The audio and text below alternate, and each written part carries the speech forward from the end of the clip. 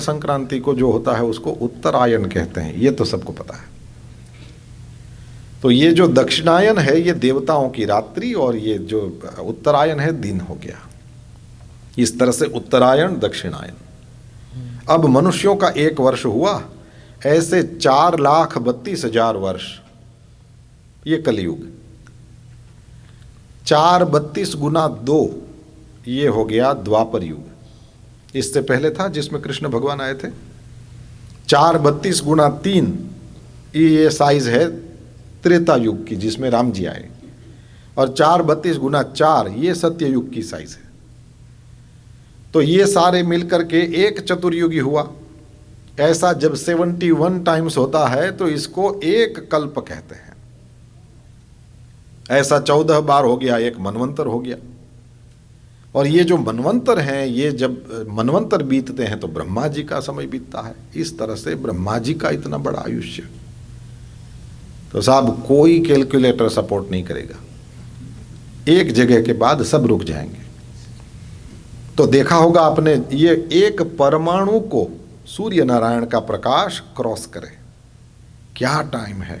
तो इतने छोटे से लेकर के कितने ऊपर तक, सब तो मैंने आपको डिटेल में बताया भी नहीं, पर थोड़ा मोटे तौर पर आपको समझ में आ गया कि इस एक अध्याय में, श्रीमद् भागवत के 3 स्कंद के 11वें अध्याय में, मेरे तो बोलने में भी यदि कुछ इधर उधर हुआ हुआ तो आप इसको पढ़ेंगे तो उस समय आपको एकदम क्लियर पता चलेगा। इस तरह से काल गणना भी बताया। इसके बाद में फिर ब्रह्मा जी विचार कर रहे थे, अब क्या करूं कि अपने आप यह सृष्टि पैदा हो। तो मानसिक सृष्टि करने लगे।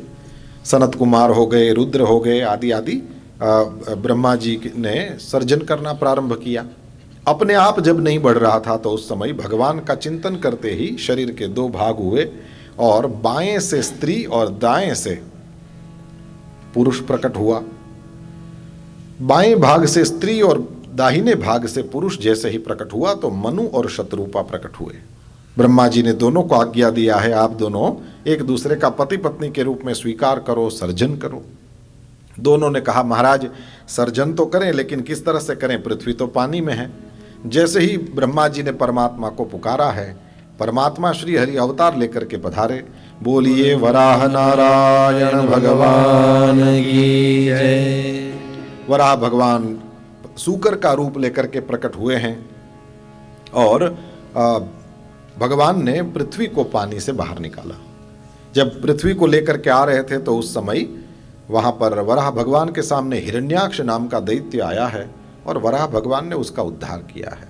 आज कथाओं का क्रम बहुत है, इसलिए मैं आपको जरा जरा सा बताते हुए चलूँगा। वराह भगवान यज्ञ रूप है, और हिरण्याक्ष जो है वो लोभ है। हिरण्य कहते हैं सोना, अक्ष कहते हैं आँख। हिरण्याक्ष सोने पे आँख है जिसकी। लोभ कैसे मरता है, तो बोले वराह रूप यज्ञ के द्वारा मरता है। लोभ को मारने का काम जो करता है वो यज्ञ है। तो महाराज लोभ को मारने का काम यज्ञ कैसे कर सकता है? बोले यज्ञ का एक अर्थ तो जरूर है कि अग्नि में आहुति देना, लेकिन यज्ञ का एक अर्थ ये भी है कि मेरे पास ज़रूरत से ज़्यादा जो कुछ भी है, वो ज़रूरत जितना भी जिसके पास नहीं है उसको मैं भगवान का प्रसाद समझ करके दूं, तो मैं यज्ञ कर रहा हूँ। और आपने देखा होगा यहाँ जो प्रसाद रखा हुआ है फिर कथा के बाद सबको मिलेगा। तो देने वाले में कोई सुपीरियरिटी कॉम्प्लेक्स नहीं है कि मैं देने वाला, सब मेरे सामने हाथ फैलाते हैं। और जब लेने वाला भी आदमी है ना, तो उसको भी देखिएगा, यदि प्रसादी पसंद आ जाए, थोड़ी जीभ को अच्छी लगे, तो दूसरी बार भी मांगते हैं कि भैया थोड़ा थोड़ा और, जय श्री कृष्णा थोड़ा रखो। क्यों? बोले अच्छा लगा। ऐसा होता है ना।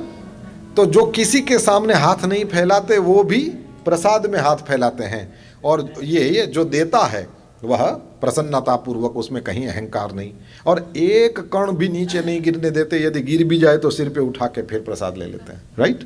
दूसरा ये भी नियम है, जिसको भी प्रसाद मिले सीधा नहीं खाना चाहिए, थोड़ा सा किसी को दे के खाते हैं। अब ये सारी चीज़ें आप अपनी वेल्थ के साथ लगा के देख लो। देने वाले में अहंकार नहीं, लेने वाले में कोई इन्फीरियरिटी कॉम्प्लेक्स नहीं। देता है तो परमात्मा का प्रसाद समझ करके देता है, जरा सा भी दुरुपयोग नहीं होने देता। सारी चीज़ें देखिए यज्ञ हो रहा है। ज़रूरत से ज़्यादा जिसके पास है, इतनी थाली थोड़ी खाना है, और उसको बोला ही गया है कि तुमको इसलिए दे रहे हैं कि तुम सबको दोगे। तो इस तरह से जिसको भी मिला है भगवान उसको कह रहा है कि तुमको ज़रूरत से ज़्यादा इसलिए दे रहा हूँ कि पता है तुम इसको संभालोगे, बढ़ाओगे, और जहाँ ज़रूरत होगी वहाँ पर वितरित करोगे। साहब 1 लाख रुपया कमाने वाला समझ लो 4 रोटी खाता होगा, तो 10 लाख कमाएगा तो 4 की 40 हो जाएगी कि 4 से 2 पे आ जाए, ऐसा ज़्यादा पॉसिबल है ना? तो इसका मतलब क्या हुआ? इसका मतलब यही हुआ कि वो 4 से 40 खा नहीं सकता, लेकिन भगवान ने उसको जो 40 बनाने की ताकत दिया है ना, खाएगा तो 4 ही या 3 ही, लेकिन बची हुई जो 35-36 है ना, वो खिला तो सकता है। यही यज्ञ है। अब बहुत बड़ा स्कूल नहीं बना सकते, लेकिन किसी की फीस भर सकते हैं, किसी को बुक्स लेकर दे सकते हैं, किसी को डिग्री में वो पैसा कम हो रहा और तेजस्वी विद्यार्थी हो तो धक्का दिया जा सकता है। बड़े स्कूल कॉलेज बनाने वाले वो काम करते हैं, हमसे ये हो सकता है। सूर्य नारायण का उदय होए, आधी पृथ्वी का अंधेरा दूर कर दे। लेकिन छोटा सा दिया जो जल रहा है, वो अपने में जब तक तेल हो, बाती हो, तब तक चाहे आधे फीट में, लेकिन काम वो लाइट फैलाने का ही करता है। इसलिए वो यूनिट बड़ा और ये यूनिट छोटा, लेकिन काम दोनों एक का ही कर रहे हैं। यस। तो जो सूरज जैसे हैं वो बड़े स्कूल कॉलेज बनाएं। हम यदि दिए जैसे हों, हमसे कुछ सपोर्ट बन सकता हो तो हम वो करें, पर वो प्रसाद बुद्धि से करने से कहीं अहंकार नहीं आता। इसी तरह से हम बहुत बड़े अन्न क्षेत्र नहीं खोल सकते, लेकिन हमारे नीचे काम करने वालों को एकाध समय का खाना खिला सकते हैं। बहुत बड़े हॉस्पिटल नहीं बना सकते, जो बना सकते हैं वो बनाते हैं, लेकिन हम किसी को दवाई ले दे सकते हैं। हम अपनी तरह से कुछ न कुछ हम हेल्प कर सकते हैं। ये क्या है? बोले ये यज्ञ ही है। वराह यज्ञ है, वो हिरण्याक्ष को मारता है। इसका मतलब ये हुआ कि लोभ को यज्ञ मारता है। देने वाले में फिर लोभ कहाँ? वो तो ज़्यादा प्रसादी होगी तो सबको कहे अरे बहुत है, ले आपको अच्छा लगे तो ले जाओ। जब ये मंदिरों में भी आपने देखा होगा, जब बहुत सारे फल भगवान को समर्पित किए जाए तो फिर पुजारी लोग अरे ले जाओ ले जाओ। इसी तरह से होता है। यहाँ पर भी अपने यहाँ राशन वगैरह सब प्रसादी में दिया ही जाता है। ये क्यों? बोले अब जो लेता है वो स्टोर से नहीं ले रहा है, अब भगवान को भोग लगाया गया वो वस्तु ले रहा है। और उससे क्या है? बोले अब जो घर में जा रहा है वो केवल राशन नहीं है, क्योंकि वाया भगवान वाया मंदिर मिला, तो अब ये प्रसाद भी है। कितना फर्क पड़ जाए। तो पता हो कि दूसरों को ये दे देते हैं, यहाँ नहीं इतना पका सकते, यहाँ रोज का भंडारा नहीं चलता, फिर भी देने वाले देते रहते हैं कि नहीं है? ये ऐसा क्यों करते हैं? बोले अरे कहीं ना कहीं तो जाता ही है ना।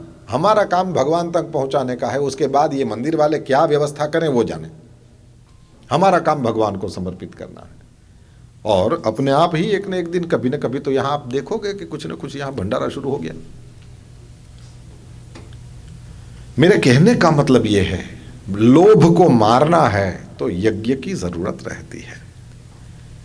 अग्नि में आहुति देते हैं, ये सनातन धर्म का बहुत बड़ा पिलर है, ये करना ही चाहिए। बट हम अपने लेवल से रोज यज्ञ इस तरह से न कर पाएं तो इस वाला यज्ञ तो हम सब कर सकते हैं। आपके घरों में कोई कामकाज के लिए आता है, एक समय का खाना खिलाओ ना। अन्नदान की कितनी बड़ी महिमा है। किसी का जरा सा 5-10 रुपया बच जाए, उसका क्या फ़ायदा है, वो तो उसको पता है।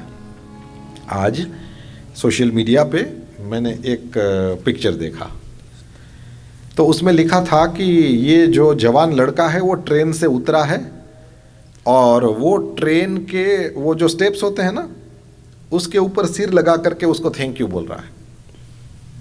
क्यों?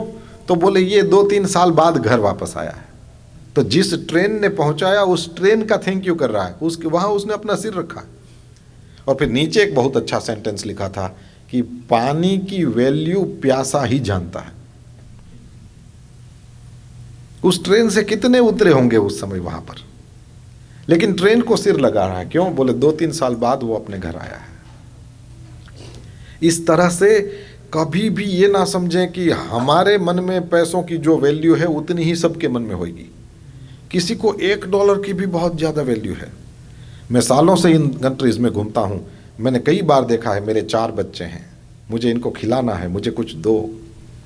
ये बात अलग है कि फिर उसके बैकग्राउंड में जाओ तो कुछ अच्छा नहीं देखने को मिलता। कहीं भी मजदूरी कर सकते हैं, कहीं से भी पैसा कमा सकते हैं, और वो इधर उधर की चीज़ें खाने पीने में या फिर सूंघने में, अब तो ये भी घुसा है, तो मरते हैं तो फिर यही बोर्ड लेके खड़े रहते हैं रास्तों पे। पर ये सेंटेंस पढ़ते ही हमारे दिल में दया पैदा होती है ना। तो बात मैं खाली इतनी ही कर रहा हूं कि वो सूरज जो उतनी रोशनी लेकर के बैठे हैं वो अपना काम करते हैं। हम यदि दिया भी हैं तो भी हमें अपने से जो हो सके उतना करना चाहिए। ये जब हम करते हैं, फिर एक बार, जो ज़रूरत जितना भी नहीं है उसको ज़रूरत से ज़्यादा जिसके पास है, वह जब भगवान का प्रसाद है ये समझ करके देता है, उस समय वो यज्ञ करता है। एंड बहुत अच्छी बात, और ये बड़े काम की, इसलिए मैं बिल्कुल स्पष्टता के साथ कहूँ, आप जहाँ हो वहाँ यदि किसी को ज़रूरत हो तो पहले यहाँ दो, फिर दूर दूर देखो। होशियार आदमी को इशारा ही काफ़ी है ना। हाँ, दिया यहाँ जले और लाइट पता नहीं कहाँ कहाँ हो रही है, ऐसे होता है नहीं। दिया जहाँ जले वहीं लाइट होए। जहाँ से कमाए हो, ज़रूरत होए, सबसे पहले यहाँ देखो। उसमें भी सबसे पहले अपने परिवार को देखो, अपने सगे संबंधियों को, जो भी स्ट्रगल कर रहे हो उन लोगों को देखो, और उसके बाद फिर दूर दूर दूर जाओ। हाँ, लोगों के एक्सपीरियंसेस ऐसे सुनने को मिलते हैं कि नज़दीक वालों ने बड़ी पीड़ा दिया और दूर वालों ने बड़ा सम्मान दिया। तो हर आदमी को थोड़ा सा थैंक यू सुनना होता है। हर आदमी को ऐसा होता है कि कोई मुझे प्रेम से निहारे, क्योंकि मैंने बड़ी मेहनत करके, या हमारे पुरखों ने बड़ी मेहनत करके जो प्राप्त किया था वो हम आपको दे रहे हैं, तो फिर इसकी वैल्यू तो होनी चाहिए कम से कम। तो जिससे भी हमको फायदा मिले उसका कम से कम व्यक्ति आभारी तो होना चाहिए, उतना तो होना चाहिए। पर कभी कभी उतना भी नहीं होता। आगे जाकर के हम थोड़ा वो भी देखेंगे कि उसमें भी थोड़ा मानसिक स्तर उठाने की ज़रूरत है, पर कथा सिखाएगी अपने आप। बस बात इतनी सी है कि यदि वराह भगवान प्रकट हो जाएं तो फिर हिरण्याक्ष बच नहीं सकता, लोभ बच ही नहीं सकता। यदि वराह का अवतार हो जाए, यज्ञ का अवतार हो जाए, तो हम यदि ये चाहें कि हमारे भी जीवन में इस तरह से यज्ञ प्रकट होएं, तो लोभ फिर मरेगा। लोभ से जो त्रस्त होए वो यज्ञ करे, अपने आप ही उसको मारते हैं। उसके पूर्व जन्म की कथा बताया है, और इसके बाद में पृथ्वी के ऊपर मनुष्य ये जीवन शुरू हुआ। मनु और शत्रुपा का दिव्य दाम्पत्य शुरू हुआ है। 3 बेटियां हुई हैं, आकुति, देवहूति और प्रसूति, और 2 बेटे हुए हैं। एक का नाम प्रियव्रत और दूसरे का नाम उत्तानपाद है। सबसे पहले इन दोनों की मझली बेटी के बारे में बताते हैं। कहते हैं कि कर्दम ऋषि ने बिंदु सरोवर के किनारे पर जाकर के तपस्या करी, और जैसे ही भगवान श्री हरि प्रसन्न हुए हैं, परमात्मा श्री हरि ने बिंदु सरोवर के किनारे पर तपस्या कर रहे कर्दम ऋषि को दर्शन दिया है। दर्शन करते ही कर्दम ऋषि ने भगवान की स्तुति करी है। जुष्टम बताद्याखिल सत्वराशे सांसिध्यमक्ष्णोस्तव दर्शनान्नः यद्दर्शनं जन्मभिरीड्य सद्भिः आशासते योगिनो रूढ़ योगाः। कर्दम ऋषि की यह स्तुति श्रीमद् भागवत के 3 स्कंध के 21वें अध्याय में 13वें श्लोक से लेकर के आगे है। विशेष रूप से इसका एड्रेस इसलिए बताया कि परिवार में कहीं भी आपकी जानकारी में यदि कोई बच्चे ऐसे हों, बेटे दिख रहा हो, जिसका विवाह होना अभी बाकी है और उसको योग्य कन्या नहीं मिल रही हो, इसका पाठ कराओ। क्यों? बोले इसमें कर्दम ऋषि प्रकट हुए ऐसे भगवान के सामने स्पष्ट रूप से कह रहे हैं कि मेरे जैसे स्वभाव वाली मुझे पत्नी दो, स्पष्ट रूप में। और श्रीमद् भागवत के श्लोक हैं, इसलिए इसकी पवित्रता में, इसकी शुद्धि में तो कोई शंका है ही नहीं। इसमें किसी का बुरा हो ऐसा तो कुछ लिखा ही नहीं है। तो यदि कोई बेटे सुन रहे हों उन लोगों के लिए यह स्तोत्र है। फिर बेटियों के लिए है कि नहीं है, आगे आएगा, उस दिन कथा में आना। ओके, चलो। ये बेटों के लिए है, पुत्रों के लिए है। आपके कोई सन हो, उनका यदि ये समय उनकी उम्र होए और उसको अच्छा लगे तो उसको ये बताइएगा। 3रा स्कंध 21वां अध्याय और फिर 13वें श्लोक से आगे लेकर के, या फिर पूरा भी अध्याय पढ़े तो कोई प्रॉब्लम नहीं, पर ये श्लोक मुख्य हैं, ये स्तुति के ऋषिरुवाच से प्रारंभ करके इसका पाठ करना चाहिए। परमात्मा श्री हरि ने प्रसन्न होकर के वरदान दिया है। मनु महाराज आए हैं अपनी बेटी देवहूति को लेकर के, इन दोनों का विवाह हुआ है। विवाह होते ही कर्दम ऋषि जो हैं वो तपस्या में बैठ गए, पर देवहूति माता इतना धैर्य, उनको पता है कि मेरे पति जो तपस्या के लिए बैठे हैं वो उन परमात्मा की कृपा प्राप्त करने के लिए बैठे हैं। जिस दिन ये तपस्या से उठेंगे मेरी एक भी इच्छा अधूरी नहीं रहेगी। पर वो धैर्य रखना बहुत बड़ी बात है। इन्होंने, देवहूति माता ने वो करके दिखाया। देवहूति माता ने जैसे ही देखा कि मेरे पति की तपस्या पूरी हुई है, प्रणाम करती है, और जैसे ही कर्दम ऋषि ने देखा कि मेरी सेवा में इसने अपने शरीर का भी ख्याल नहीं रखा है, कर्दम बड़े प्रसन्न हुए हैं और कहा कि देवी तुम्हारी जो इच्छा हो मैं पूरी करूंगा। देवहूति माता ने कहा, हर स्त्री की इच्छा होती है कि उसे संतान की प्राप्ति होए, आप मुझे संतान दें। कर्दम ऋषि ने दिव्य कामग नाम का विमान बनाया है और उसमें दोनों ही पति पत्नी देवताओं के वनों में जाकर के विहार करते हैं, और उस गृहस्थाश्रम के फल स्वरूप इनके यहाँ 9 बेटियां हुई हैं।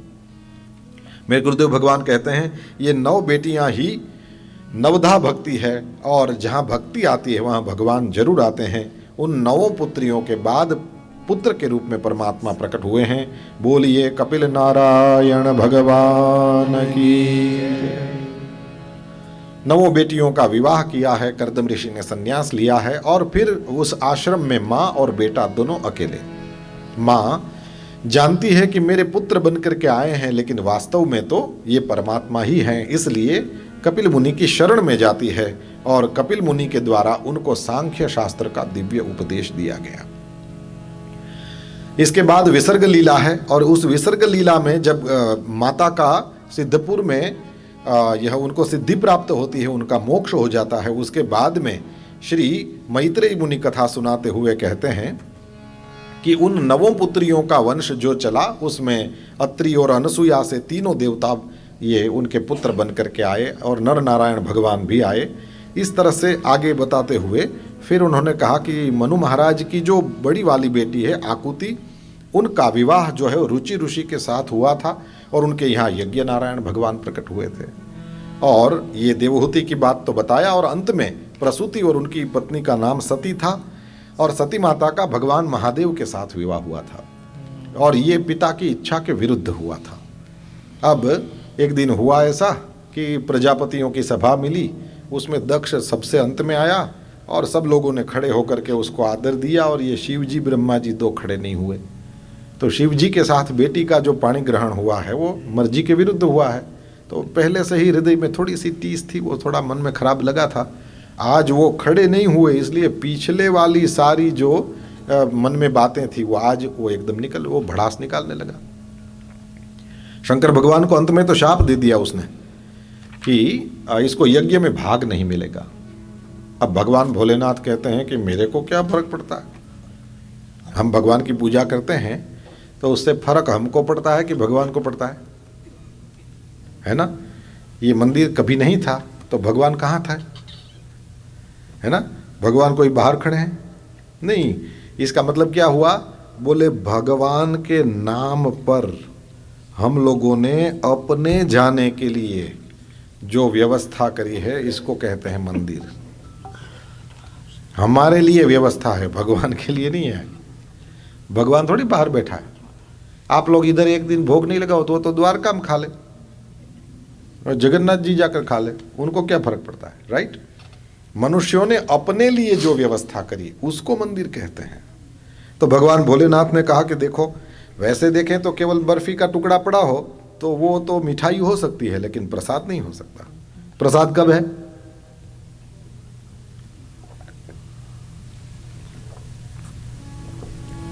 तभी प्रसाद है जब परमात्मा को भोग लगाया जाए।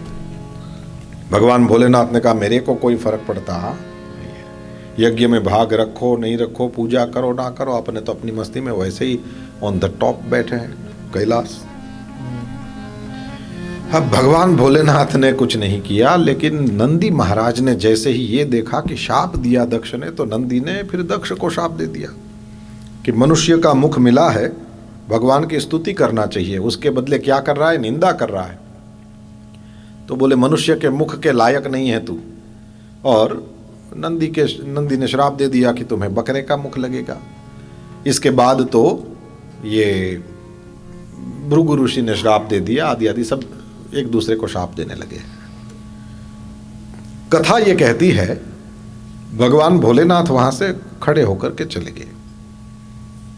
भागवत में या और कहीं लिखा हुआ देखा नहीं, लेकिन भगवान भोलेनाथ ने ऐसा कहते हैं कि नंदी को कहा कि मैंने तेरे को कभी ऐसा सिखाया है कि इस तरह से सभाओं में कहीं कोई मेरे विरुद्ध कुछ बोले तो मैं तो यूं बैठा रहूंगा, लेकिन तू सुना देना। ऐसा मैंने तेरे को सिखाया है। नहीं तो ऐसे होता है ना कि भाई ये तो अच्छे हैं लेकिन इसके साथ जो हैं बड़े गुंडे जैसे लोग हैं। ऐसा क्यों बोलते हैं? तो बोले वो किसी की नहीं रखते, और ऐसे ही होता है।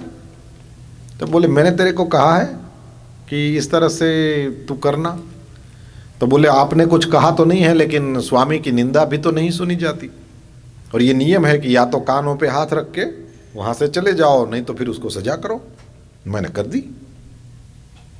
अब शिव जी ने जो कहा वो देखने जैसा है। शंकर भगवान ने कहा कि देखो, सती और मेरा जो विवाह हुआ है वो उस दक्ष की मर्जी के विरुद्ध हुआ है, इसलिए वो तो मुझे जब भी देखेगा जलेगा। अब उसने ये किया कि पब्लिकली मेरा अपमान करके मेरा भी घर जलाने की कोशिश करी। कैसे? तो बोले यहाँ पब्लिकली मेरा अपमान किया, अब मैं वहां जाकर के उसकी बेटी को सुना, इसको तुम्हें कुछ कह नहीं पाया ऐसा समझता है ना, और वहां जाकर के तेरा बाप ऐसा तेरा बाप ऐसा, राइट? तो मेरा भी घर जले। अब इसको बेचारे को पता नहीं है कि मैं तो रहता ही हूं हिमालय में, और उसमें भी टॉप पे, उधर कहां आग लगेगी?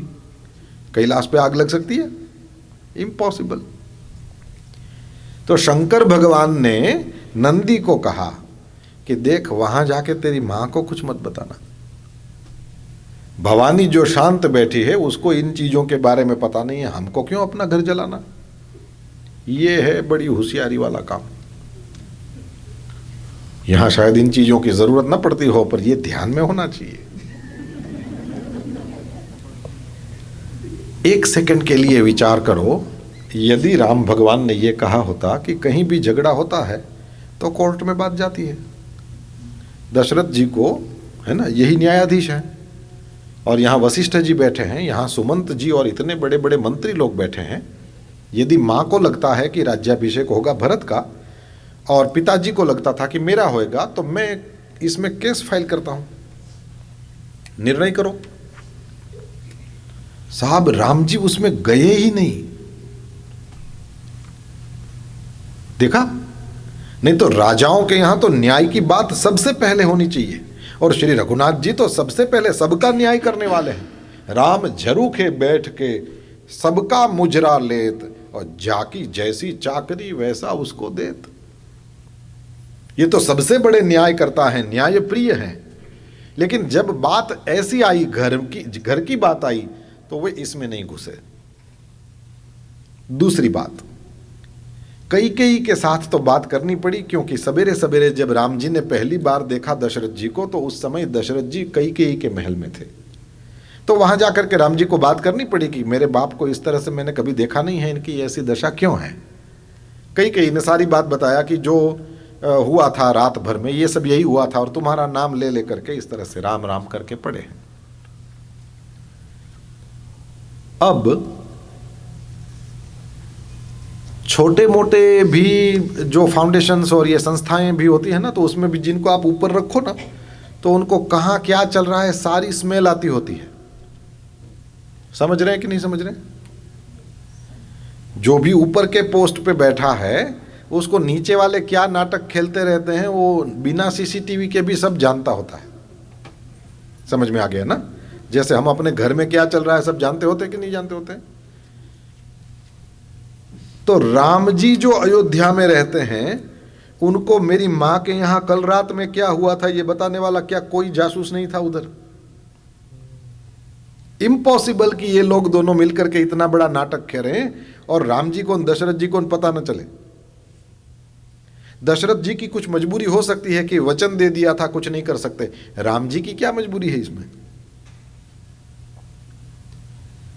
मैं ये कह रहा हूं कि इन बड़े लोगों को क्या पता नहीं होगा कि ये मंथरा का ही सब काम है।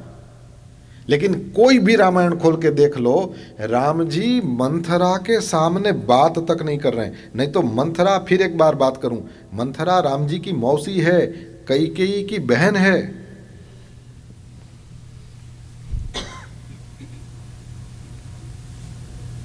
मंथरा के सामने राम जी ने एक बात नहीं करी। क्यों? बोले देखते ही जो त्रिभुवन का नाथ है उनको क्या पता नहीं चल गया होगा। मेरे ख्याल से आप पॉइंट मिस नहीं कर गए हैं। शंकर भगवान ने अपने घर को जलने नहीं दिया, वही चीज मैं राम में दिखा रहा हूं। घर को जलने नहीं दिया। न्याय नहीं करना है, घर बचाना है। गादी के लिए राम को कोई लेना देना नहीं है, इसलिए वो कोर्ट में नहीं जाएंगे, वो घर बचाएंगे। Please understand. क्या रघुनाथ जी का काम है। देखो साहब, हम जो रामायण में नहीं लिखा हो उस पर भी यदि विचार करें और चारों ओर चर्चा करना, तब पता चलेगा। बहुत लंबी आगे आगे बातें बढ़ जाएंगी, पर इस तरह से सोचेंगे तो मैं उसमें ज्यादा नहीं जाऊं। पर सीधी सी बात इतनी सी है, रघुनाथ जी ने किया क्या? बोले कैकेयी अम्बा के साथ भी ज्यादा कोई दलील नहीं, मंथरा के साथ बात तक नहीं। पिताजी का मरण हो जाएगा यह पक्का पता था, लेकिन राम जी अपने सत्य से हिले डुले नहीं। देखा आपने, क्योंकि राजगादी राम की थी, 14 साल बाद उन्हीं को मिली। गादी के लिए ही कोर्ट में जाने की अभी हम बात कर रहे थे ना, नहीं गए। क्यों? उनको पता है ये वो चीज नहीं है जिसके लिए लड़ा जाए। तो फिर ध्यान कहां होना चाहिए? बोले मां अभी क्रोध में है, मां ने कहा निकल जा, और सुहाग चला जाए और ऐसा राम जैसा बेटा घर से चला जाए, ये भी यदि इसको मंजूर है तो मैं चला जाऊंगा। राम जी ने जाकर के क्या दिखाया? गादी तो 14 साल बाद फिर मिली, नहीं तो प्लीज कंसीडर भरत को गादी ये जब मां मांगती है तो इसमें कहीं भी ऐसा है कि 14 साल के लिए? इट्स फॉर एवर ना। तो 14 साल बाद राम जी क्यों बैठ गए? गड़बड़ नहीं हो गया? पिताजी के वचन में गड़बड़ नहीं हो रही है? खैर राम कथा नहीं है, समझो इन चीजों को। तो राम जी उसमें नहीं गए कि गादी मुझे मिल जाए, ये वो। राम जी का ध्यान कहां है?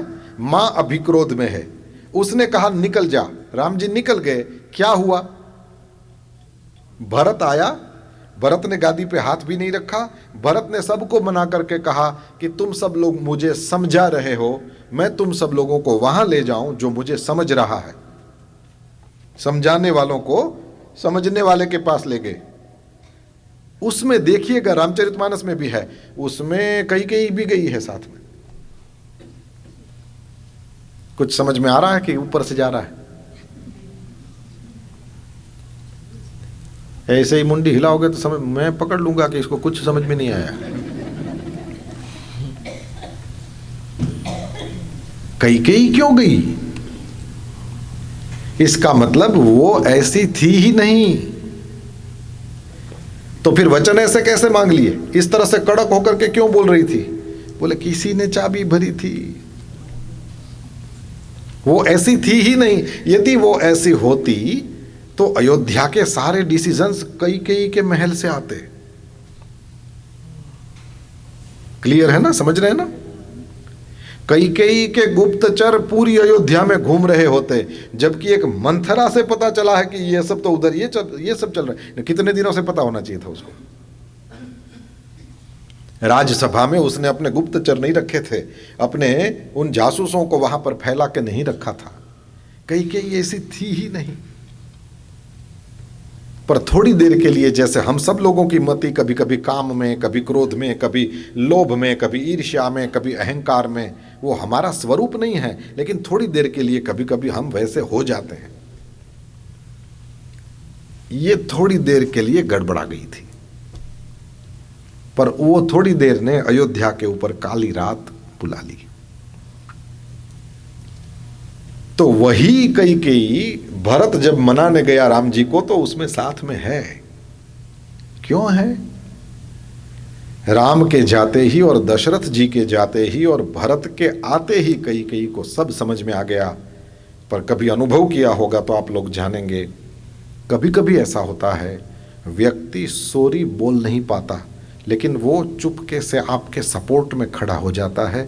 ये सपोर्ट में खड़े हो जाना ही सॉरी है। ये जरा हाइट वाली बात हो जाएगी, पर आपको समझना पड़ेगा। क्लियरली सॉरी नहीं बोलते हैं, पर सपोर्ट में आ जाते हैं, इट मीन्स सॉरी। इस व्यक्ति को जिसने अब अपने आप को वो अपने उस तरह से आपके साथ जोड़ दिया है, कभी भी धक्का नहीं मारना चाहिए, उसका स्वागत ही होना चाहिए, क्योंकि वो सपोर्ट करके दिखा रहा है कि my decision was wrong and you are right. कभी उसको कभी भी उसका अपमान नहीं होना चाहिए, उसको कभी धक्का नहीं देना चाहिए। कैकेयी आई और देखिए, प्रथम राम भेंटी कैकेयी। गोस्वामी जी लिखते हैं भेंटी, वो गुजराती में भेंटी का मतलब तो वो हग किया, इसमें ये नहीं है। हिंदी में ये भेंट करी माने मिले। श्री रघुनाथ जी सबसे पहले कैकेयी को मिले हैं। क्यों मिले हैं? कि वो सॉरी बोल रही है, यहां मनाने के लिए आई है। जो भरत के साथ जो आए हैं वो सब राम जी को मनाने आए हैं, तो क्लियर मां थोड़ी सॉरी बोलेगी। पर रघुनाथ जी ने स्वागत किया है। क्यों? पता है इस तरह से अब इसके मन में वो वाली काली छाया नहीं बची है। अब तो पति भी चले गए, राम जैसा बेटा चला गया, भरत ने तो मां तक कहना छोड़ दिया। अब क्या बचा जीवन में? न पुत्र है, न पति है, न कुछ है, और पैसों के वो अंबार के बीच में बैठ करके करना भी क्या है? अयोध्यावासियों ने तो यहां तक कह दिया था कि कैकेयी को खाली अयोध्या की महारानी बनने दो, मनुष्य सब यहां से निकल जाओ। उसको भी अकल आनी चाहिए कि मकानों की रानी बन के मिलता क्या है। सारी अयोध्या राम जी के साथ। देखो भगवान शिव जी से जो, क्योंकि सावन का महीना चल रहा है, भगवान शंकर की कथा ही तो थोड़ा सा विस्तार से ये कह रहा हूं। बात यह है, जब भी वेटेज देने की बात आए तो राम जी ने जैसे गादी पे वेटेज नहीं दिया अपनी मां के साथ रिलेशन को। एक बार क्रोध में है निकल गए तो मां के साथ रिलेशन बच गया, और गादी कहां जाने वाली थी? तुम लायक हो तो तुम्हारी ही है। रघुनाथ जी के लिए कोई वो इंटरेस्ट की जगह नहीं है। रघुनाथ जी के लिए इंटरेस्ट की जगह यह है कि 3 में से एक भी मां के साथ रिलेशन खराब नहीं होना चाहिए। गलतियां कोई भी कर सकता है, लेकिन बचाना है जिसको, वो रिलेशन उसको है। क्योंकि कुछ भी हो जाएगा, व्यक्ति के काम व्यक्ति ही लगेगा, मनुष्य के काम मनुष्य ही लगेगा, और चीजों को इकट्ठा करके कुछ मिलेगा नहीं। बहुत वस्तुओं को साथ लेकर के रोने वालों को भी बड़ी तादाद है दुनिया में, और बिना 4 लोग घर में आए हों और सबके साथ मिल करके डिनर नहीं करें तो हजम नहीं होता खाना, ऐसे भी लोग होते हैं, है ना। मानस भूखिया खोजते रहते हैं कि कहाँ अतिथि प्राप्त करें। मैंने कभी किसी कथा में ऐसे घर में भी मेरा निवास हुआ है, वहाँ से पदयात्री रोज निकलते हैं, तो ये खेत से जब भी घर आएगा तो वो अपने घर का रास्ता जहाँ से मुड़ता है वहाँ थोड़ी देर के लिए जरूर अपना ट्रैक्टर खड़ा रहेगा, और वो दूर तक देखेगा कि कोई पदयात्री आ रहा है क्या, और दिख जाएगा तो ये घर में नहीं जाएगा, उसको ले करके ही कि आप यहाँ मेरे घर के पास से नहीं निकल सकते, अभी ये चोटीला या इधर उधर लोग पदयात्रा, तो बोलते हैं कि बहुत दूर है, ऐसा करिए थोड़ी देर के लिए भोजन करिए, विश्राम करिए और फिर आगे जाइए रोज। ऐसे भी लोग हैं। तो जो श्रद्धा है, जो विश्वास है, जो एनर्जी खर्च करने की जगह है, जो स्थान है, वो मनुष्यों के साथ संबंध का। साहब मेरे राम जी को देखिए तो सही, बंदर भालू राक्षस तक को नहीं छोड़ा। नहीं तो राजे महाराजे छोड़िए, हम लोगों की ही बात है। हम लोग भी ये जब भी किसी के साथ रिलेशन रखते हैं तो जरा विचार करते हैं कि अपनी क्लब का होना चाहिए। हम सबके साथ नहीं मिलते, देखना आप, जरा सा भी वो लगे कि हमसे जरा डाउन लेवल है, तुरंत ही फोन उठाना बंद। हम लोग आपसे मिलने के लिए घर पे आ रहे हैं, और हम लोग तो न्यूयॉर्क जा रहे हैं, न्यूयॉर्क जाना है, गए कहीं नहीं होते।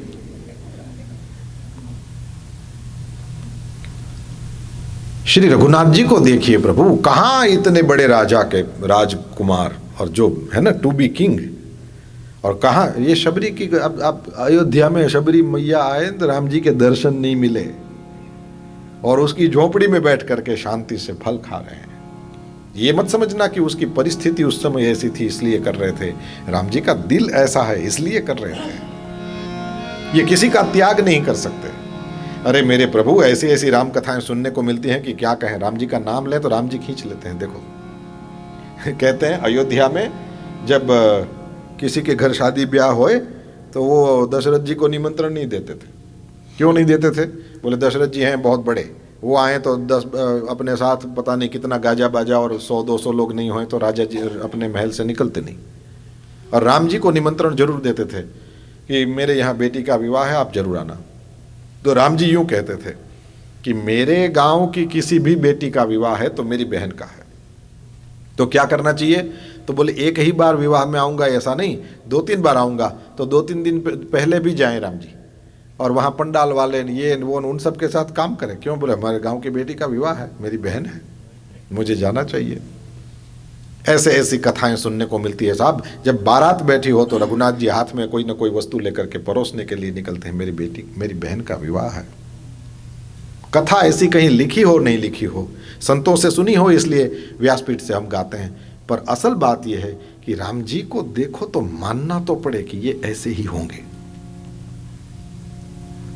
कुछ तो होगा, तब जाकर के 9 लाख साल बीत गए हैं, अभी भी हम उनका चरित्र गाते हैं। 4,32,000 कलयुग, इसके 5,100 कुछ साल बीत गए। 8,64,000 वर्ष का द्वापर युग, उसमें ये 5 मिला दो। और राम जी कलयुग में, अरे त्रेता युग में सबसे लास्ट में भी हुए हों तो भागवत जी के वर्णन अनुसार सीता जी धरती में समा गई, उसके बाद भी राम जी 13,000 वर्ष तक थे। कितने? आफ्टर सीता जी। इसका मतलब यह हुआ कि राम जी कम से कम 50 से 60,000 वर्षों तक पृथ्वी पर रहे थे। तो ये बीच में 8,64,000 वर्ष का द्वापर युग बीता, 5,100 वर्ष इस कलयुग के बीत गए और त्रेता के लास्ट में थे। नहीं तो भी कम से कम 9 लाख साल पुरानी बात है ये। श्री राम जय राम जय जय राम। आज भी हम पढ़ते हैं उनके चरित्र को, आज भी श्री राम जय राम जय जय राम कीर्तन करते हैं। आज भी उनका मंदिर अयोध्या में बनता है और दुनिया में जहां देखिए उत्सव बनता है। क्यों? बोले मानवता इतनी दूर, इतने ऊंचे शिखर को स्पर्श कर गई कि ऐसा दुनिया में फिर दूसरा कोई मनुष्य नहीं बना। बात यह है। और जिसकी भी पूजा करोगे, जिसके भी सामने आपकी दृष्टि जाएगी, आप वैसे बनोगे। ये आइडल्स नहीं हैं, ये आइडियाज हैं। ऋषि मुनि हमारे सामने केवल मूर्तियां नहीं रखते हैं, ये चरित्र रख रहे हैं। ब्रह्मलीन डोंगरे जी महाराज का वाक्य है, घर में तुम जिसका चित्र रखोगे तुम्हारा चरित्र वैसा ही होगा। घर में जिसका चित्र रखोगे वैसा ही तुम्हारा चरित्र होगा। इसी तरह से समझ लें, मंदिर में जिसकी मूर्ति रखोगे वैसा ही चरित्र होगा। हम माथा किसको झुकाते हैं? क्योंकि उसमें कुछ है ऐसा समझते हैं, तभी न माथा झुकाते हैं। खाली जगह है इसलिए मंदिर में मूर्तियां नहीं होती है। उन मूर्तियों में वो जो देवता हैं उनके कैरेक्टर्स को भी जानना होता है, इसलिए वो मूर्तियां रखी जाती है। तो मूल बात हम ये कर रहे हैं, मेरे रघुनाथ जी ने अपने मां के साथ संबंध जो थे इसको बचाया है। भोलेनाथ ने क्या किया? बोले वो दक्ष रो रहा है अपनी जगह, रोने दो। वो चाहता यह है कि पब्लिकली मेरा अपमान करके मैं वहां जाऊं, फिर उसकी बेटी के साथ कुछ भी अंट संट बकने लगूं, और उधर कैलाश में वो हिमालय में भी आग लगाना चाहता है। पर इट वॉन्ट हैपन। समझ से ही काम आगे बढ़ाया जाए। राम जी मंथरा के साथ बात तक नहीं किए। क्यों? बोले इसके साथ क्या बात करना, इसने तो जो काम करना था कर दिया, अब क्या सुधारने वाली है। पर इसको पता नहीं है कि इसने किसके सामने चैलेंज करी है। और राम जी ने अपने व्यक्तित्व से, राम जी ने अपने आचरण से बता दिया कि देखो रिलेशंस बचाना ही मेन चीज होती है। और ये करके इन्होंने दिखा दिया। इस तरह से आगे बढ़ा जाता है। भगवान भोलेनाथ वहाँ पर कैलाश के गिरि शिखर पर, दक्ष ने शाप दिया था इसलिए दक्ष ने ही यज्ञ किए। भगवान भोलेनाथ का भाग नहीं रखा, भगवान को क्या फर्क पड़ता। और इसके बाद में शंकर भगवान ने उनके अपमान के लिए यज्ञ किया था और उनको कुछ नहीं किया, तो इस वजह से दक्ष ने दूसरा यज्ञ किया और उस दूसरे यज्ञ में भगवान भोलेनाथ का अपमान करने की बड़ी चेष्टा करी। क्या किया? तो बोले सब देवताओं को बुलाया लेकिन शंकर भगवान को नहीं बुलाया। और जैसे ही भगवान भोलेनाथ को नहीं बुलाया तो शंकर भगवान को तो कोई फर्क नहीं पड़ना था, लेकिन देवताओं को सबको वो निमंत्रण मिला था, तो देवता सब उधर से निकले कैलाश के ऊपर से। और भवानी ने पूछा कि ये सब कहाँ जा रहे हैं? तो शंकर भगवान ने कहा तुम्हारे पिताजी के यहाँ यज्ञ है, वहाँ जा रहे हैं। तो बोले मुझे क्यों पता नहीं है? बोले इसलिए पता नहीं है कि वो मेरा अपमान करने के लिए ही यज्ञ रखा है, और आज बताना पड़ा है इसलिए बता रहे हैं कि उस दिन सभा में वो आए और इस तरह से मैं खड़ा नहीं हुआ, मेरे को भी पता नहीं था, मैं तो राम राम कर रहा था, अचानक देखा तो वो खड़े खड़े गालियाँ सुना रहे थे आदि आदि। तो फिर भवानी को विचार आया कि मुझे तो वहाँ जरूर जाना चाहिए। क्यों? बोले पति और पिता इन दोनों के बीच में यदि थोड़ा सा संबंधों में गड़बड़ हुई हो तो फिर क्या करना चाहिए? बोले बेटी को ही उस डैमेज को कंट्रोल करना चाहिए। तो मैं जाऊंगी नहीं तो कैसे जानूंगी? और जगत में ऐसा कोई झगड़ा नहीं है जो आपसी बातचीत से सुलझ न सके। ऐसी कोई बात ही नहीं है कि जिसको बातचीत न करो तो बातचीत करो तो सुलझ न जाए। बात नहीं करी इसलिए तो महाभारत हो गया। नहीं तो आप एक सवाल पूछ सकते हो कि न पांडवों के साइड में रहना है न कौरवों के, ओके, न्यूट्रल रहो और न्यूट्रल होके बताओ आखिर पांडवों ने क्या बिगाड़ा था कौरवों का, इस तरह से जान के पीछे हाथ धो के पड़ गए थे। पांडवों ने कौरवों का आखिर क्या बिगाड़ा था? कुछ हाथ में आता है? पानी में पूरा थाई, दूध में थाई तो પછી દૂધમાં કોઈ ગળણી ફેરવે તો આવે કઈ હાથમાં? એવું પાંડવોનું ચરિત્ર છે साहब। पांडवों ने कुछ भी नहीं बिगाड़ा था, तो ये क्यों ऐसा कर रहे थे? धीमुज रखा ना, तो ऐसा क्यों कर रहे थे? बोले ये थे ही ऐसे, और यदि वो ऐसे थे और वो ऐसा कर रहे थे तो कृष्ण को इनको समझाने की जरूरत क्या थी कि ये युद्ध मत लड़ो? बोले इसलिए कि आगे जाकर के इतिहास में ये न कहा जाए कि पांडवों ने कौरवों को बिना सूचना दिए मार दिया। आपने देखा है राम जी ने भी 2 बार, हनुमान जी ने भी समझाया कि मत लड़ो राम जी के साथ, ये त्रिभुवन के नाथ हैं, लंका के ही इसी मैदान में मरे पड़े मिलोगे, नहीं समझा। अंगद को भी राम जी पूरी सेना लेकर के सामने चले गए उधर लंका में, तब जाकर भी भेजते हैं अंगद को कि अभी भी वहां जाकर के एक चांस उसको देना चाहिए, समझाओ कि मत लड़ो। फिर तो वो कुत्ते की दुम ये कहीं सीधी होती है, और यही चाहते थे कि ये सीधी तो होगी नहीं, तो जो भी सबसे पहले समाधान के लिए हाथ लंबाएगा वो निर्दोष है ये साबित हो जाएगा। तो रघुनाथ जी भी निर्दोष मान, नहीं तो रावण ब्राह्मण था, है ना? तो कोई ब्रह्म हत्या लगी क्या राम जी को? क्यों नहीं लगी? बोले पूरा पूरा प्रयास किया था समझाने का, लेकिन फिर वो समझा ही नहीं तो क्या करें। इस तरह से पांडवों ने भी पूरा प्रयत्न किया था, लेकिन वो कौरव लोग समझे ही नहीं तो फिर क्या करें। तो आज ये फिर यहाँ भी जो होना होगा सो होएगा। अब सारे लोग देवताओं को बुला करके वो यज्ञ याग आदि करने लगा है, और उसमें भगवान महादेव का भाग नहीं रखा। गई है भवानी वहाँ पर शिव जी का भाग न देख करके पिता के यहाँ यज्ञ जैसे प्रसंग में बेटी जैसा पात्र, लेकिन दक्ष को कुछ उपदेश दिया है और फिर अपने शरीर को योगाग्नि के द्वारा वहां भस्म कर दिया। जैसे ही शिवगण साथ गए थे उन सबको पता चला भगवान महादेव के उन गणों ने उस यज्ञ का ध्वंस किया है, और इसके बाद में भगवान महादेव के गणों ने ध्वंस किया तो भृगु ऋषि ने रक्षा करी। शिव जी को पता चला श्री नारद जी के पास से, और भगवान महादेव ने वीरभद्र को प्रकट किया है, वो वहां जाकर के पूरे यज्ञ का ध्वंस करता है। भगवान वो हैं कि यज्ञ की रक्षा करे, कि भगवान वो है जो यज्ञ को तोड़ दे? तो बोले यज्ञ नहीं हो रहा था, यज्ञ के नाम पे नाटक हो रहा था। पता कैसे चला? तो बोले ये शंकर भगवान के गणों ने देवताओं को मार मार के वहाँ से भगाया, सब गए ब्रह्मा जी के पास। तो ब्रह्मा जी के पास जाते हैं कि वो शिव जी के गणों ने तो दक्ष का सिर काट करके यज्ञ में डाल दिया, ये वो। तो ब्रह्मा जी ने कहा कि यज्ञ कहाँ था? तो बोले दक्ष के यहाँ। तो ब्रह्मा जी ने कहा मेरे बेटे के यहाँ यज्ञ मुझे ही नहीं पता, और मुझे नहीं पता ये तो ठीक है, लेकिन तुम लोगों को भी पता था ये? ऐसे होते हैं ना अपने ही शहर में रहने वाले, और कभी कभी हमारी ही घर की बात हमको बताते हैं कि तुम्हारे भाई ने तो नया मकान लिया। तो हम कहें कि मेरे भाई ने लिया और वो तेरे से पता चलेगा? बोले हाँ हमको सब पता रहता है। और उनके पास ऐसे लिंक्स भी होते हैं। तो ऐसे नहीं, वो डाटा ट्रांसफर वाले लोग होते हैं ना, समझ रहे हैं डाटा ट्रांसफर? हाँ बस है। जिनको कोई काम धंधा नहीं हो और बच्चे पढ़ने के लिए और पुरुष लोग कमाने के लिए चले जाएं, उसके बाद डाटा ट्रांसफर वाली फैक्ट्री है।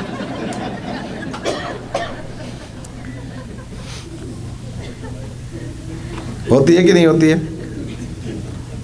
और मैंने देखा सत्संग में ऐसे लोग यूँ करते हैं,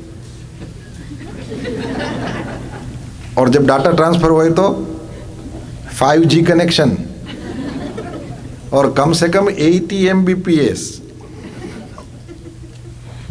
सब नहीं समझते। अपलोड स्पीड है जोरदार। ऐसा होता है कि नहीं होता है? तो इसका तो क्या करो तुम?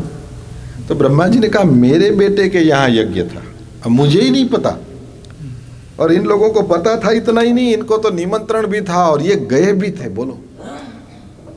ब्रह्मा जी ने कहा होगा कुछ, चलो छोड़ो। फिर ब्रह्मा जी ने कुछ पानी पिया,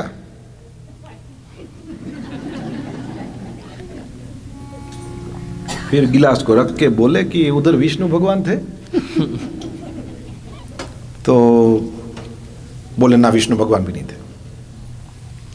ओ ब्रह्मा नहीं, विष्णु नहीं, लास्ट शंकर भगवान थे। बोले शिव जी के अपमान के लिए तो यज्ञ था। फिर ब्रह्मा जी ने देवताओं का कान पकड़ा। जहां ब्रह्मा नहीं है, जहां विष्णु नहीं है, और जहां शिव नहीं है, जहां निर्णय करने वाला देवता नहीं है, जहां जो अपनी बाहुओं को फैला दे तो पूरे विश्व को अपना मान ले, तो ये जहां मेरे तेरे का भेद नहीं है, ऐसा बड़ा देवता या ऐसा विचार नहीं है, और जहां शिव माने कल्याण, जहां कल्याण है ही नहीं, अब इसको यज्ञ बोलोगे कि यज्ञ के नाम पे कुछ और नाटक हो रहा था, ये कहोगे? तो शंकर भगवान ने जिसका ध्वंस कराया है, ये यज्ञ नहीं था, यज्ञ के नाम पे कुछ और चल रहा था। और भगवान यज्ञ की रक्षा तो जरूर करते हैं, लेकिन यज्ञ के नाम पे, धर्म के नाम पे, है ना, देखा है ना आपने, कई प्रकार के नाटक चलते हैं दुनिया में, तो उसमें वो होता ही नहीं है। जैसे शुगरलेस शुगर नहीं आती है ना, शुगरलेस शुगर बोलो, इस तरह से धर्मलेस धर्म भी होता है। वही मैंने नहीं, अब शुरुआत में हमारी बात हुई थी कि दिखना है, होना नहीं है। दिखने से क्या मतलब है? और दुनिया में ये आप देखोगे कि लोगों को दिखना है। मैं वैष्णव दिखता हूं, मैं भगत दिखता हूं, मैं कथाकार दिखता हूं, मैं हूं नहीं। अब इस तरह से जो चलेगा तो फिर देखो कल्याण कहां होना है। ये यज्ञ दिख रहा था, लेकिन था क्या? इसलिए उन्होंने ध्वंस कराया। फिर तो ब्रह्मा जी के साथ सब देवता गए हैं भगवान महादेव के पास, कैलाश में जा करके परमात्मा की स्तुति करी। आइए हम भी मिलकर के भगवान महादेव को मनाएं। कैलाश के निवासी नमो बार बार हूँ, नमो बार बार हूँ, आयो शरण तिहारे भोले तार तार तू। कैलाश के निवासी नमो बार बार हूँ, आयो शरण तिहारी भोले तार तार तू। कैलाश के निवासी नमो बार बार हूँ, नमो बार बार हूँ, आयो शरण तिहारे भोले तार तार तू। कैलाश के निवासी नमो बार बार हूँ, नमो बार बार हूँ, आयो शरण तिहारी बोले तार तार दूर। कैलाश के निवासी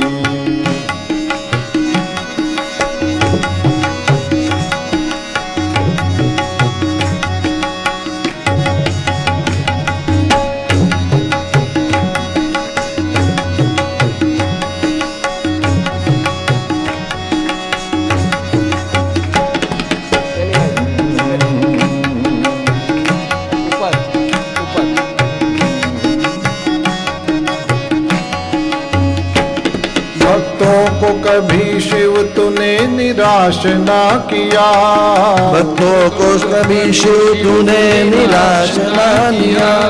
भक्तों को कभी शिव तूने निराश ना किया, भक्तों को कभी शिव तूने निराश ना किया।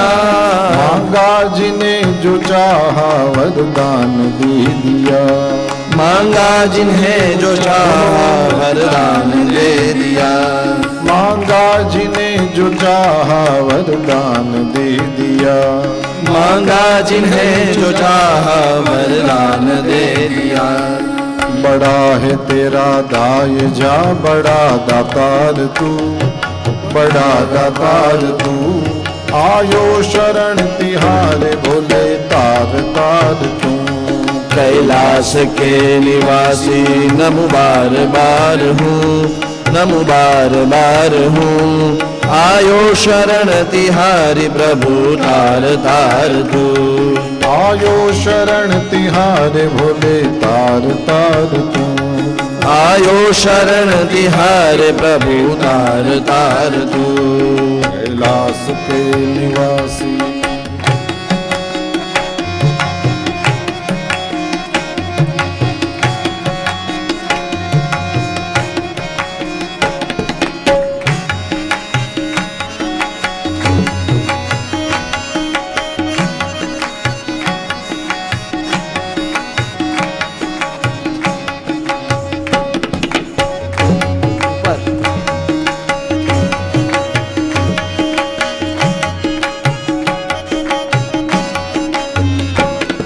बखान क्या करूं मैं राखों के ढेर का, बखान क्या करूं मैं राखों के ढेर का। बखान क्या करूं मैं राखों के ढेर का। बखान क्या करूं मैं राखों के ढेर का। भभूत में है खजाना कुबेर का, चपटी भभूत में है खजाना कुबेर का। चपटी भभूत में है खजाना कुबेर का। चपटी भभूत में है खजाना कुबेर का। गंगाधर मुक्ति द्वार ओमकार तू, ओमकार तू। आयो शरण तिहारे भोले तार तार तू। कैलाश के निवासी नमो बार बार हूँ, नमो बार बार हूँ। आयो शरण तिहारी भोले तार तार तू। आयो शरण तिहारे भोले तार तार तू। आयो शरण तिहारी प्रभु तार तार तू। कैलाश के निवासी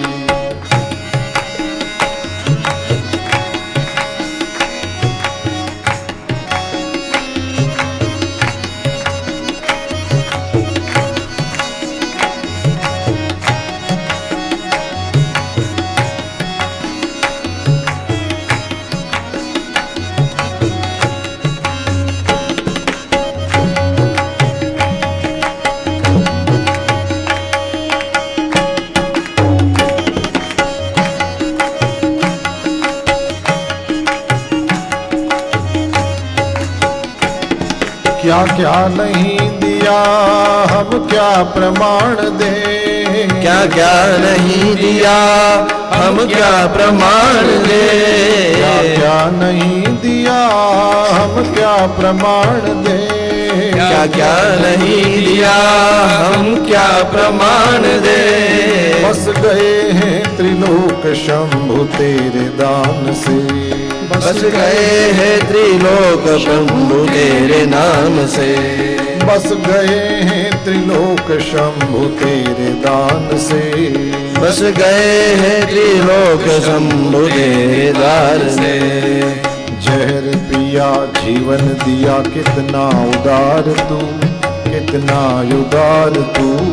आयो शरण तिहार भोले तार तार तू। आश के निवासी नमो बार बार हूँ, बार बार हूँ। आयो शरण तिहारी भोले तार तार तू। शरण तिहार भोले तार तार तू। आयो शरण तिहार भोले तार तार तू। कैलाश के निवासी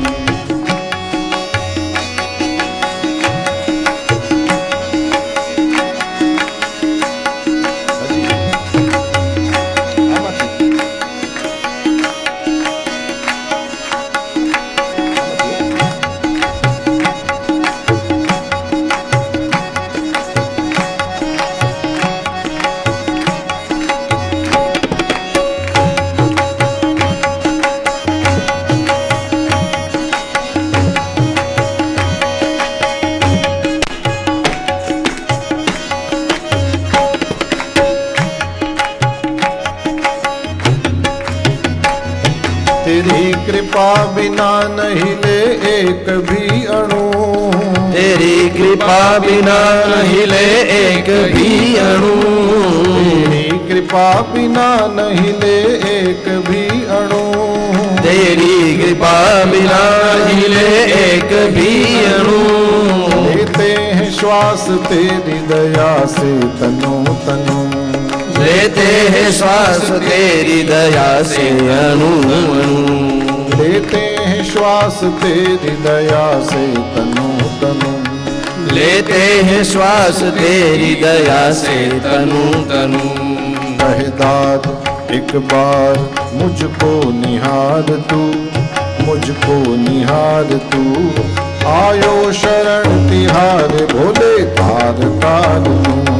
कैलाश के निवासी नमो बार बार हो, नमो बार बार हो।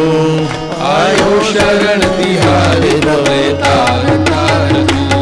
आयो शरण तिहार भोले तार तार तू। आयो शरण तिहारी प्रभु तार तार तू। आयो शरण तिहार भोले तार तार तू। आयो शरण तिहारे प्रभु तार तार तू। नमः पार्वती पतये हर हर महादेव।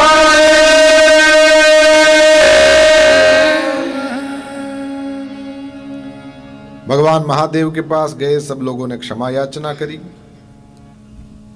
ये एक अच्छा काम किया इन्होंने, क्योंकि जिसकी गलती उसी से माफी मांगना चाहिए। गलती करी थी भगवान महादेव की, और ये लोग गए थे ब्रह्मा जी के पास। पर ब्रह्मा जी इन सबको लेकर के गए हैं भोलेनाथ के पास, और ये उन्होंने अच्छा किया।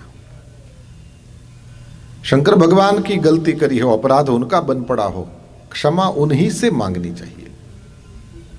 और भगवान भोलेनाथ कैसे बोल के, इनको क्रोध तो आया था, लेकिन वह क्रोध जैसे पानी में लकीर खींची हो।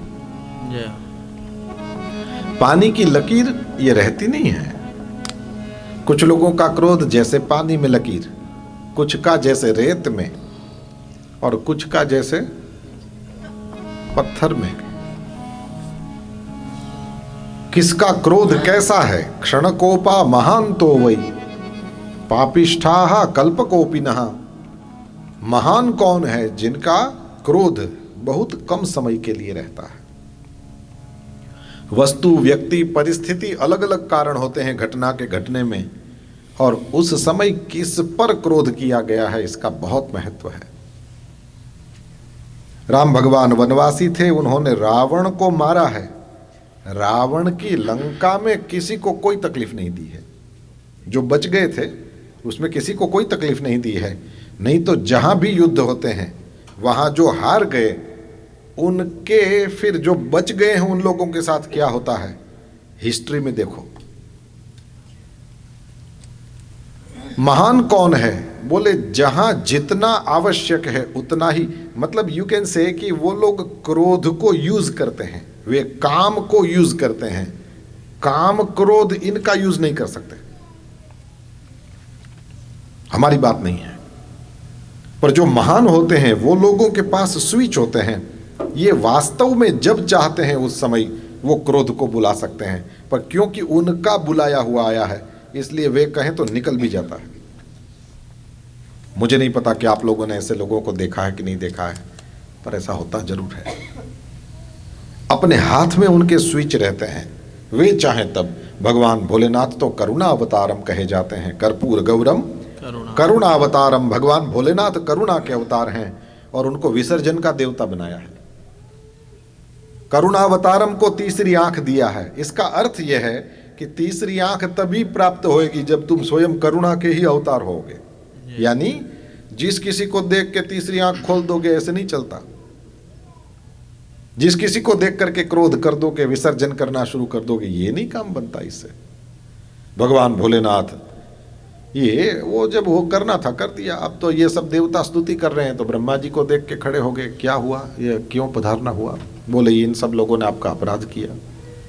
भगवान महादेव कहते हैं मुझे बुला लिया होता मैं ही आ जाता। बोलो, ये नहीं कि घुसना मत कैलाश में, सब पता है क्या किया। और सती माता का शरीर शांत हो गया है। वो इतना बड़ा घटनाक्रम हुआ है और भगवान भोलेनाथ फिर भी करुणावतारम।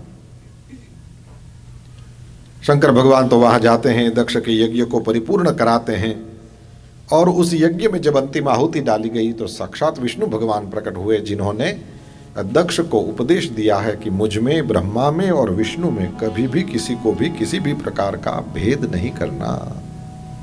ब्रह्मा विष्णु महेश तीनों की आवश्यकता है, तीनों का भजन एक जैसे ही करना चाहिए। हमारे इष्ट देव एक हो सकते हैं परंतु इनमें भेद करना नहीं है। भगवानों में भेद करना कोई गुरु नहीं सिखाते, कोई शास्त्र नहीं सिखाता। इस वजह से भक्तों को भी अपनी श्रद्धा को उस तरह से रखना चाहिए।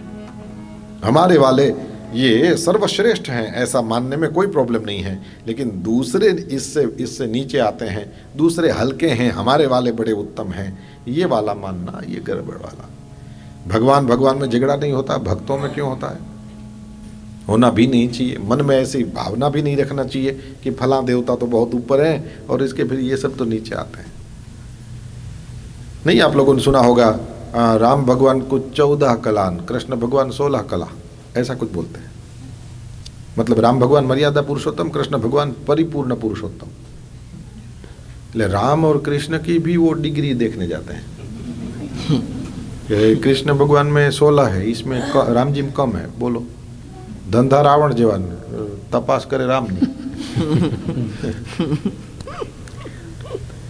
होगा कहीं शास्त्रों में लिखा भी होगा, पर अपनी कोई हैसियत है वो सब पढ़ने की, सुनने की, इस पर सोचने की? अपने सामान्य जिनको जो अपने को दूसरे संतों की चरणाम्बुज की वो जूती समझते हैं, सेवक समझते हैं, उन संतों के जितना भी पवित्र आचार विचार नहीं।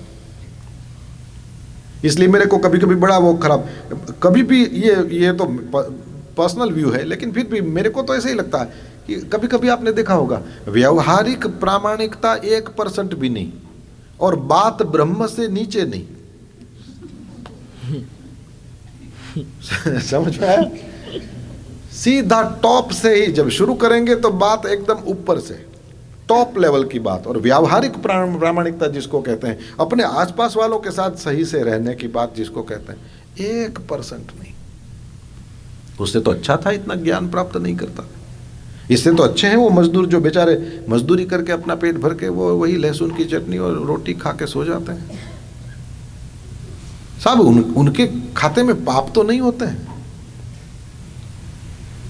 बहुत ज्यादा पढ़ना लिखना, बहुत ज्यादा आगे बढ़ जाना और व्यावहारिक प्रामाणिकता बिल्कुल भी नहीं होए तो क्या वो खाक है सब। इसलिए हमारी बात हुई थी, आपको ध्यान है, शबरी माता को देखो तुम, पढ़ाई लिखाई, धन, वैभव, बड़ा मकान, बड़ी कम्युनिटी, ये वो जवानी, कुछ नहीं है उसके पास।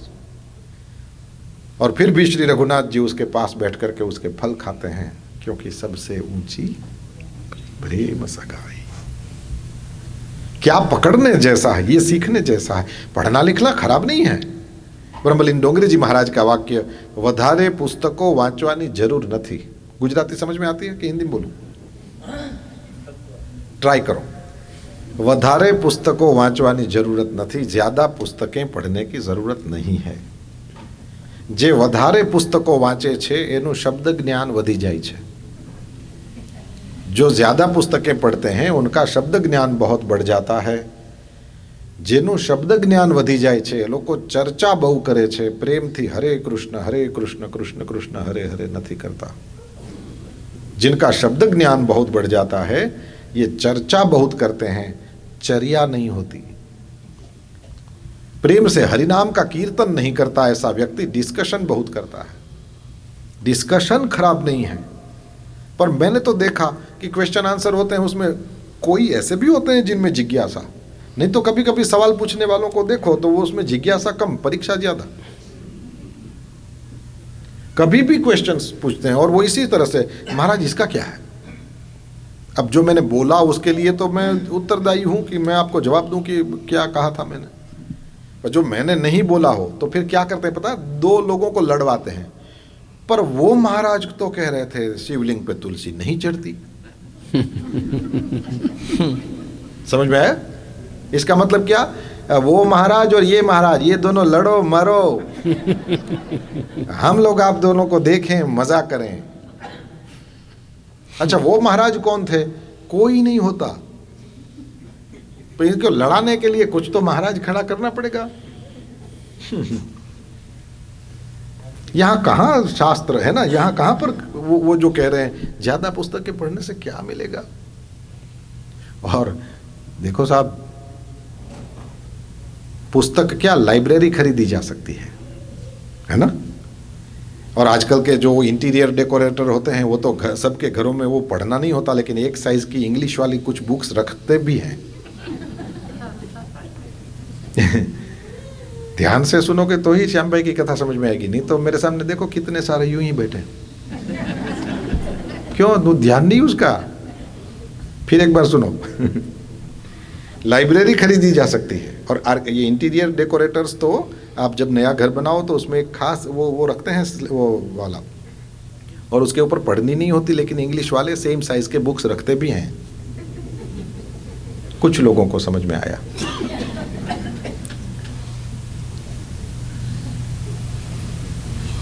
पुस्तक खरीदी जा सकती है, ज्ञान केवल गुरु कृपा से होता है। खरीदे गए सामान में ज्ञान नहीं होता साहब। तो दिखावा जरूर हो सकता है। और मैंने ऐसे लोगों को देखा है, यो कितने शास्त्र पुराण, अब देखो तो ऑफिस में रखो, एक में क्या है कुछ नहीं पता। नहीं तो आप इत्र की दुकान में बैठे हो और आप में कोई सुगंध नहीं हो, बात है क्या? इत्र की दुकान में जो बैठेगा उसमें सुगंध नहीं होगी, होना ही चाहिए। नहीं तो इत्र की दुकान में क्यों बैठा है? कोयला जहां बिकता है, देखो आ गया ना अपना छत्तीसगढ़, उधर धनबाद के अंदर उसमें बहुत सारे कोयला की खदान है। तो एक बार हम लोग उधर गए थे तो हमने अंदर कोयले की खदान में नीचे उतरे थे, और ये वाले कपड़े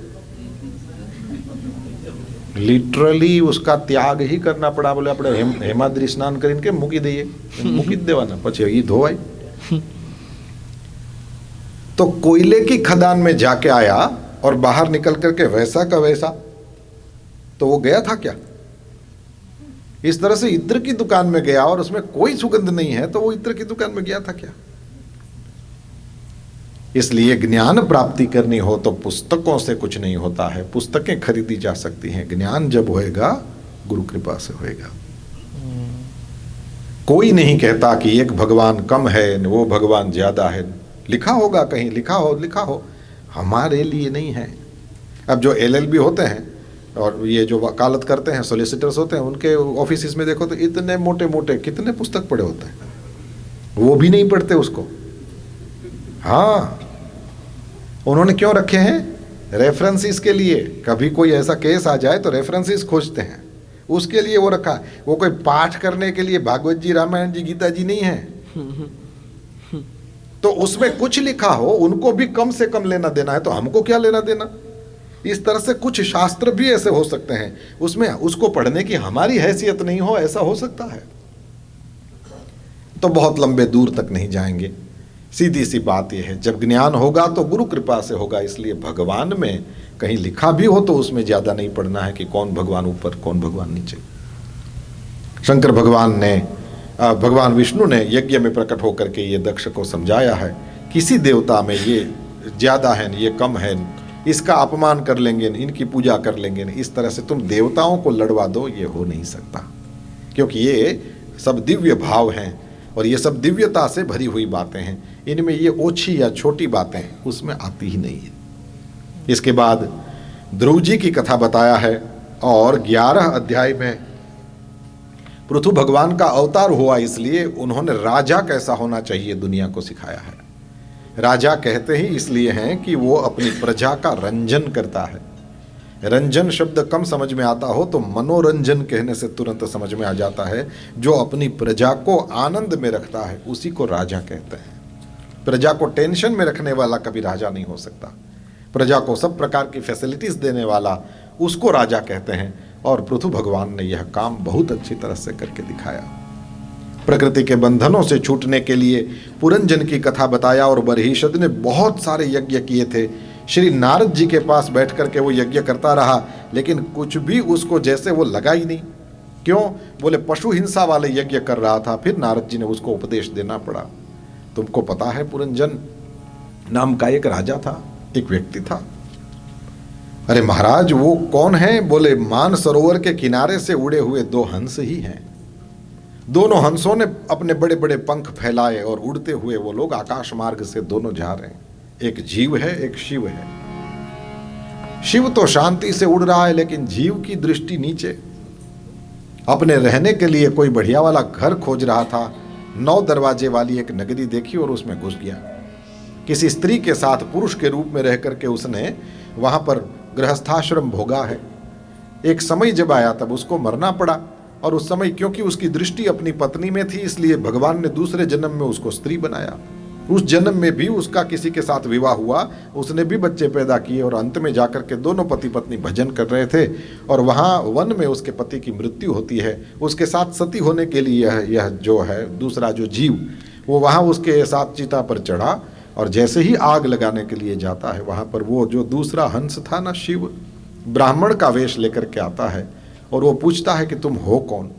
बोले मैं इसकी पत्नी हूँ, ये मर गया तो उसके साथ मैं भी मर जाऊंगी। उस व्यक्ति ने कहा कि ना तो तू वो पुरंजन है जो अपनी स्त्री में आसक्ति के कारण दूसरे जन्म में स्त्री बना, और ना तू ये स्त्री है जो अभी इस पुरुष के साथ मरने के लिए तैयार हुई है।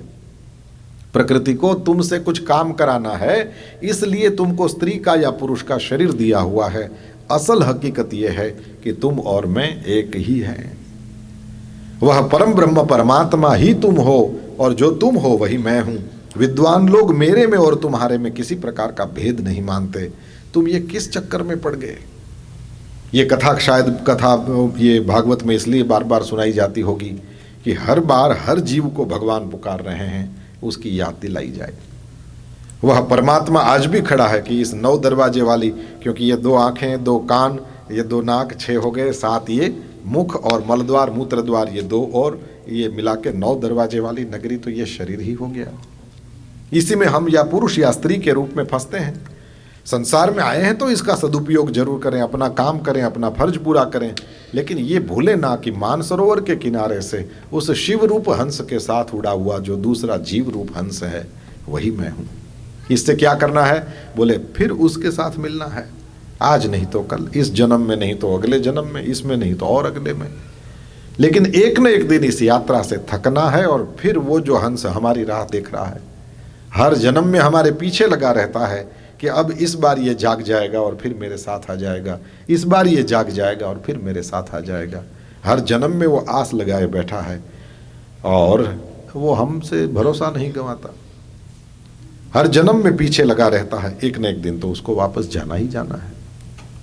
इसके बाद परमहंसों की कथा बताया है, भूगोल खगोल की चर्चा किया है। ऐसा लगे कभी कभी कि 7वें दिन जिसको तक्षक नाग डसने वाला हो, उस राजा को ये भगवान शुकदेव जी जो हैं वो जियोग्राफी सुना रहे हैं, कितने देश हैं, कितने पर्वत हैं, कितनी नदियां हैं, ये सब है। तो संतों से सुना है कि ये जियोग्राफी नहीं सुना रहे, असल में हमको सिखा रहे हैं कि दुनिया में तुम कहीं भी हो, भगवान वहाँ पर भी है। इतने खंडों का वर्णन है, इतने देशों का वर्णन है, और हर जगह भगवान का कोई ना कोई एक अवतार है। इससे क्या सिखाया? बोले 2 चीज, एक भगवान सर्वत्र है और दूसरा भगवान सर्वदा है। भूगोल भगवान सर्वत्र हैं, खगोल भगवान सर्वदा है। सर्वत्र नहीं होए तो अपने यहाँ भी नहीं होए। भगवान सर्वत्र हैं, इसका अर्थ इस मंदिर में, इस हॉल में, और जहाँ हम बैठे हैं वहाँ भी है। और सर्वदा है, इसका मतलब ये आज के अपने मंगलवार की शाम को 7:30 बजे भी है। अच्छा, अभी बस अभी पूरा 7:30 तो अभी भी है। तो वो परमात्मा नहीं होता तो सब ये कोई जगह उससे खाली होए, कोई जगह भरी होए, ये नहीं हो सकता। उस परमात्मा से सब जगह वैसी की वैसी परिपूर्ण है। तो फिर प्रकट कैसे हो? बोले कोई प्रेम करे तो परमात्मा प्रकट हो जाता है। प्रहलाद ने प्रेम किया, इसलिए खंभे में से भी प्रकट हो गया। फिर तो नरक का भी वर्णन किया है, और नरक से बचने के लिए अजामिल नाम के ब्राह्मण की कथा सुनाया है। उसने अंत समय में परमात्मा श्री हरि का नाम लिया था, और उस अजामिल के उपाख्यान में विष्णु दूतों के द्वारा दिव्य भागवत धर्म का निरूपण हुआ है। इसकी भी चर्चा है। क्यों इसकी चर्चा? बोले ये सबको ढाढ़स बंधाते हैं कि हमारे कर्म हमको डुबाएंगे, ये भरोसा इतना ज़्यादा नहीं होना चाहिए। ईश्वर की कृपा हमें बचा लेगी, ये होना चाहिए। दुनिया में जो सत्ता चलती है वो पाप पुण्य की नहीं चलती, दुनिया में सत्ता चलती है वो भगवान की चलती है। परमात्मा श्री हरि ने कई सारे स्कीम्स निकाले हुए हैं। उसमें एक ये है, मरते समय जिसके भी मुख में हरि नाम आ गया तो जन्म भर कितना भी पाप क्यों न किया हो, उसकी मुक्ति हो जाती है। जासु नाम मरत मुख आवा, और अधमऊ मुक्त हो ये श्रुति गावा। श्रुति माने वेद होता है। वेद मंत्र कहते हैं कि जो अधम भी होए तो क्या हुआ, लेकिन जो भी परमात्मा का नाम अंतिम समय में लेगा तो फिर ये मुक्ति हो जाती है। और ये सुन के ऐसे नहीं सोचना कि अभी जैसे जीना है जी लो, फिर अंत में राम राम राम राम करेंगे और विमान आएगा और वैकुंठ में जाएंगे। पाडो आवशे, यमराजનું वाहन पाडो છે ને, तो ध्यान रखना। इसके बाद में दक्ष यज्ञ, वो दक्ष का जन्म हुआ। उसके जन्म के बाद उसने हंसगुह्य स्तोत्र के द्वारा परमात्मा की स्तुति करी है। भगवान ने उसको वरदान दिया है कि तुम्हारे वंश से जगत भर जाएगा। तो दक्ष महाराज भगवान की कृपा प्राप्त करके फिर अपने घर आते हैं। हंसगुह्य स्तोत्र का भी जो कोई व्यक्ति नित्य पाठ करता है तो उसके लिए भी परम कल्याण की बात लिखी है। दक्ष ने पहले 10,000 और फिर 1,000 और इस तरह से मानसी सृष्टि के रूप में 11,000 पुत्रों को उत्पन्न किया। सब लोग भारत के पश्चिम किनारे पर कच्छ में रहे हुए नारायण सरोवर में जाकर के तपस्या करते हैं। श्री नारद जी वहाँ आते हैं, उन लोगों को भगवान का मार्ग दिखाते हैं। दक्ष ने सोचा कि मुझे इन लोगों को गृहस्थ में लाना है और ये साधु बना रहे हैं सबको। शाप दे दिया नारद जी को कि आप एक जगह पर खड़े नहीं रह सकेंगे। इसके बाद ब्रह्मा जी के समझाने से 60 कन्याएं उत्पन्न करी और उसमें फिर देवताओं की माता अदिति, दैत्यों की माता दीति और आदि आदि सब हैं। एक बार देवता जो ये अदिति के बेटे हैं, वो देवता लोग बैठे थे स्वर्ग में सभा में, और उसमें वहाँ पर देवताओं के गुरु आए, उनका नाम बृहस्पति। देख करके भी इंद्र तो खड़ा नहीं हुआ, तो फिर गुरु जी ने त्याग कर दिया। क्योंकि 2 चीज़ों में कभी कभी लड़ाई होती है, एक है सत्ता और दूसरी है साधना। साधना पढ़ना लिखना, तो सत्ता में और साधना में कभी कभी लड़ाई होती है। सत्ता को लगता है मैं हूँ तो तुम हो, और साधना कहती है कि हम हैं तो तुम हो।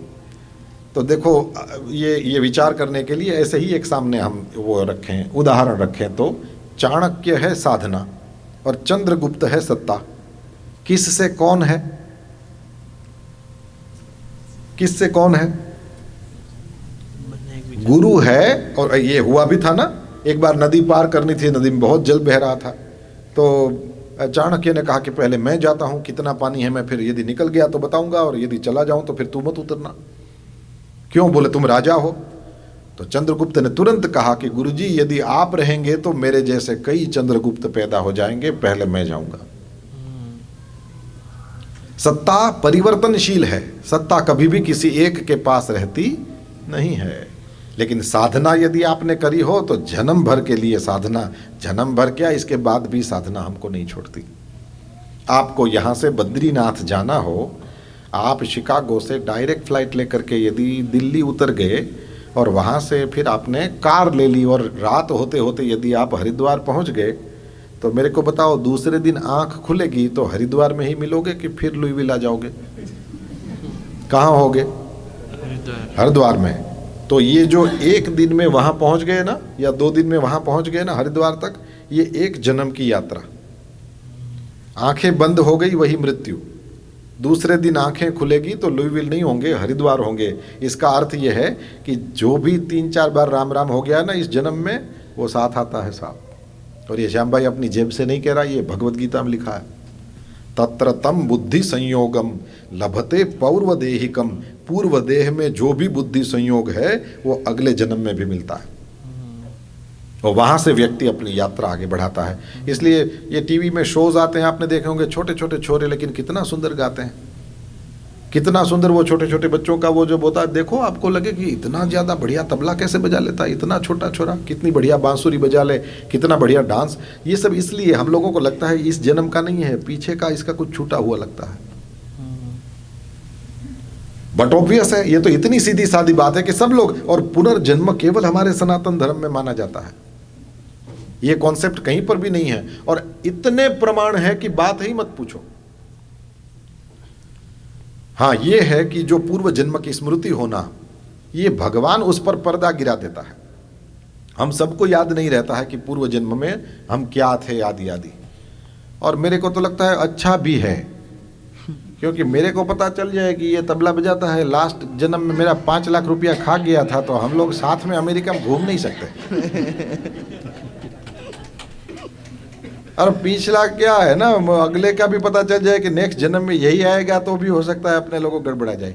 अभी उसके भी पर्दा पड़ गया है, मेरे भी नहीं है, हम दोनों को पता नहीं है लास्ट जन्म में कहाँ थे। तो हम लोग अच्छी तरह से, मेरा गाना उसका बजाना ठीक चल रहा है ना। तो भगवान की बड़ी कृपा है। ये मैं तो अपनी बात कर रहा हूँ, आप अपने आसपास समझना कि ये आपके बाजू में बैठा है, यही 5 लाख खा गया था। और वो भी हम लोगों का होगा तो रुपया, आपका होगा तो हाँ, मुश्किल बढ़ी जाएगी।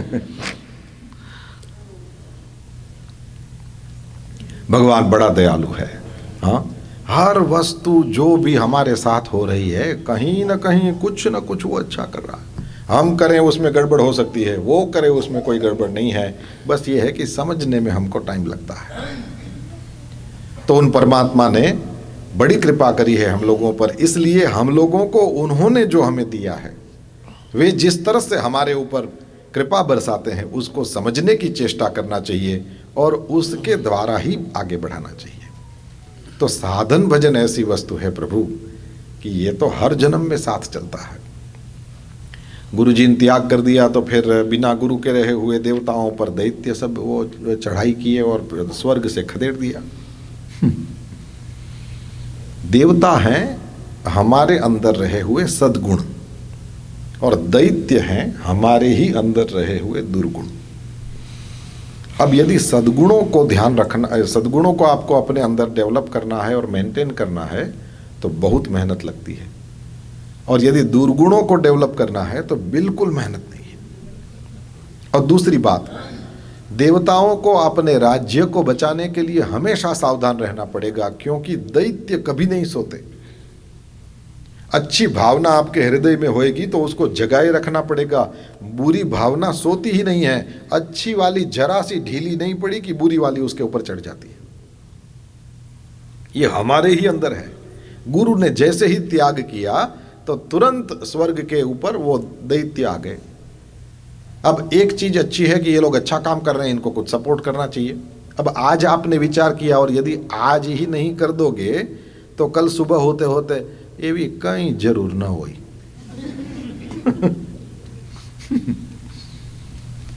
सुबह होने की देर है। देखो जरा सा मन में आया कि तो बहुत है, मैं नहीं दूंगा तो क्या फर्क पड़ जाएगा।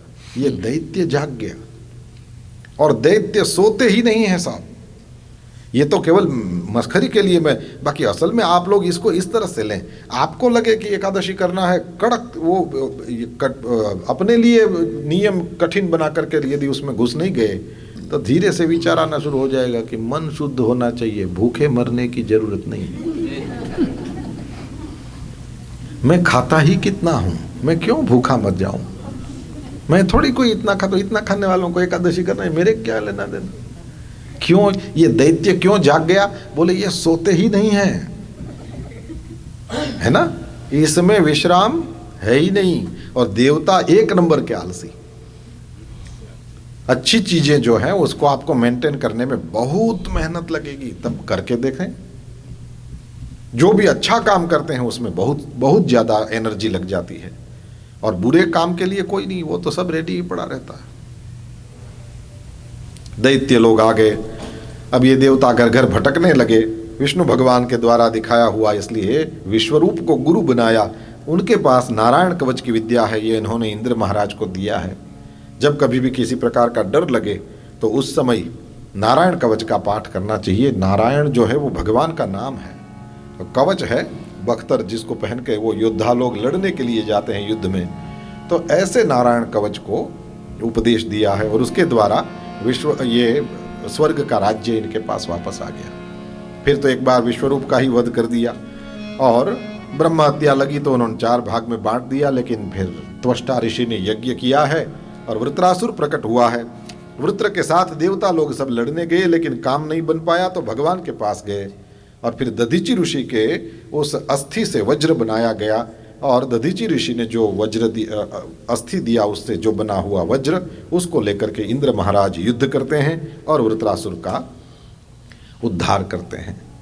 ये वृत्रासुर अंत समय में जब भगवान के ये जब मरने को हुआ तो उस समय 4 श्लोकों में परमात्मा की स्तुति करता है। यह स्तुति बड़ी गजब की है। अहम हरे तव पादैकमूले दासानुदासो भवितास्मि भूयः मनः स्मरेता सुपतेर्गुणास्ते गृणीतवा कर्म करोतु कायः। धर्म अर्थ काम और मोक्ष वैष्णव किसको मानता है, इसका अद्भुत वर्णन।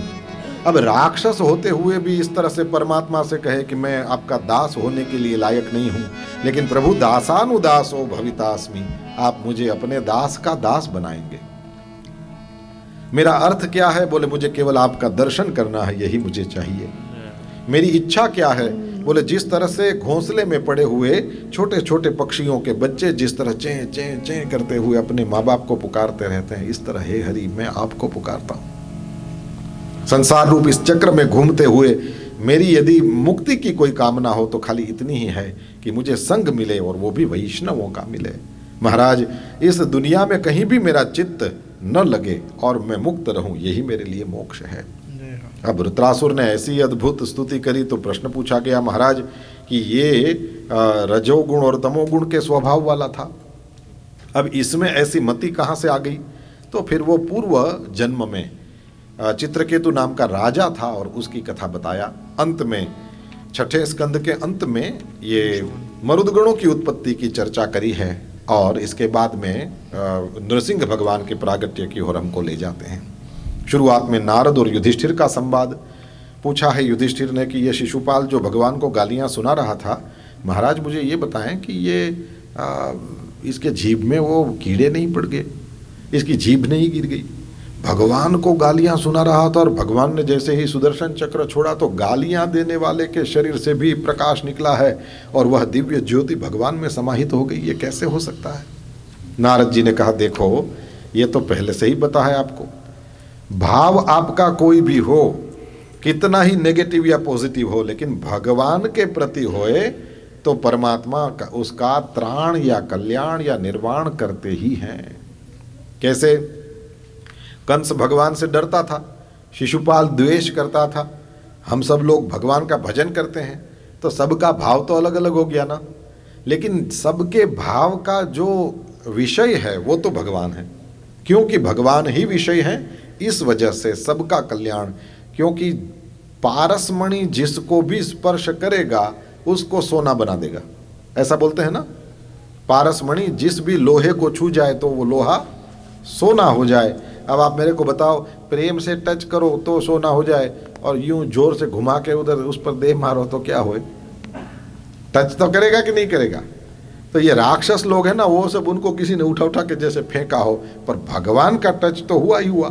इसलिए जिस पोथी को हमने सिर पे उठाया उसमें राम जी का नाम है, तो रावण का भी तो नाम इसी में है कि बाहर है ना।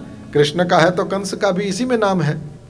तो ये सब लोग भी जैसे अमर हो गए, या जिस तरह से पारसमणि के स्पर्श से लोहा जो है वो सोना बन जाता है, इस तरह से ये भी बन गए। तो द्वेष था, गालियां सुना रहा था लेकिन कृष्ण को। और कृष्ण ऐसे हैं कि इनको जो भी किसी भी प्रकार से उनके साथ संबंध हो गया तो फिर देखो वो उसका त्राण, कल्याण, निर्वाण हो ही जाता है। तो भाव कैसा है उससे लेना देना नहीं, किसके साथ है उससे लेना देना। देखो प्रहलाद जी को तो बचाया लेकिन उनको भी तारा, और हिरण्यकशिपु को मारा लेकिन फिर भी वो तो हकीकत में तो तारा ही है। कैसे हुआ महाराज? बोले वराह भगवान जब ये हिरण्याक्ष को मारते हैं उसके बाद में ये हिरण्यकशिपु सबको समझा करके तपस्या करने के लिए चला गया। अंदर न मरूं, बाहर न मरूं, इस तरह के वरदान लेकर के वापस आया। ह्लाद, अनुह्लाद, संह्लाद, प्रहलाद, ऐसे 4 बेटे हैं। भगवान ने 4 पुत्र दिए हैं और बड़ा प्रसन्न था। हिरण्यकशिपु ने जैसे ही वर प्राप्ति कर ली तो फिर वो समझ बैठा कि अब तो मैं अंदर बाहर और तीसरी कौन जगह होती है, इसलिए मैं मरूंगा नहीं। ऊपर न मरूं, नीचे न मरूं तो कहाँ और बचा, इसलिए अब मैं मरूंगा नहीं। और जो मौत को भूलेगा पाप ही करेगा। इसलिए हमारे यहाँ ये कहा गया कि 2 चीज़ें कभी नहीं भूलना, एक मौत और दूसरा भगवान। इसी तरह से 2 चीज़ हमेशा भूल जाओ। क्या? बोले हमने जो अच्छा किया हो वो, और दूसरे ने जो बुरा किया हो वो। इसको यदि भूल सको तो यात्रा बहुत अच्छे से आगे चलती है। अब तो ये समझने लगा कि मैं मरूंगा नहीं, तो वो अत्याचार करने लगा। प्रहलाद जी को गुरु जी के यहाँ पर पढ़ने के लिए बिठाया है, और ये तो जब पढ़ाई करने के लिए गए थे प्रहलाद जी, तो उसमें कभी कभी वो गुरुजन जो हैं वो लेकर के आए घर में।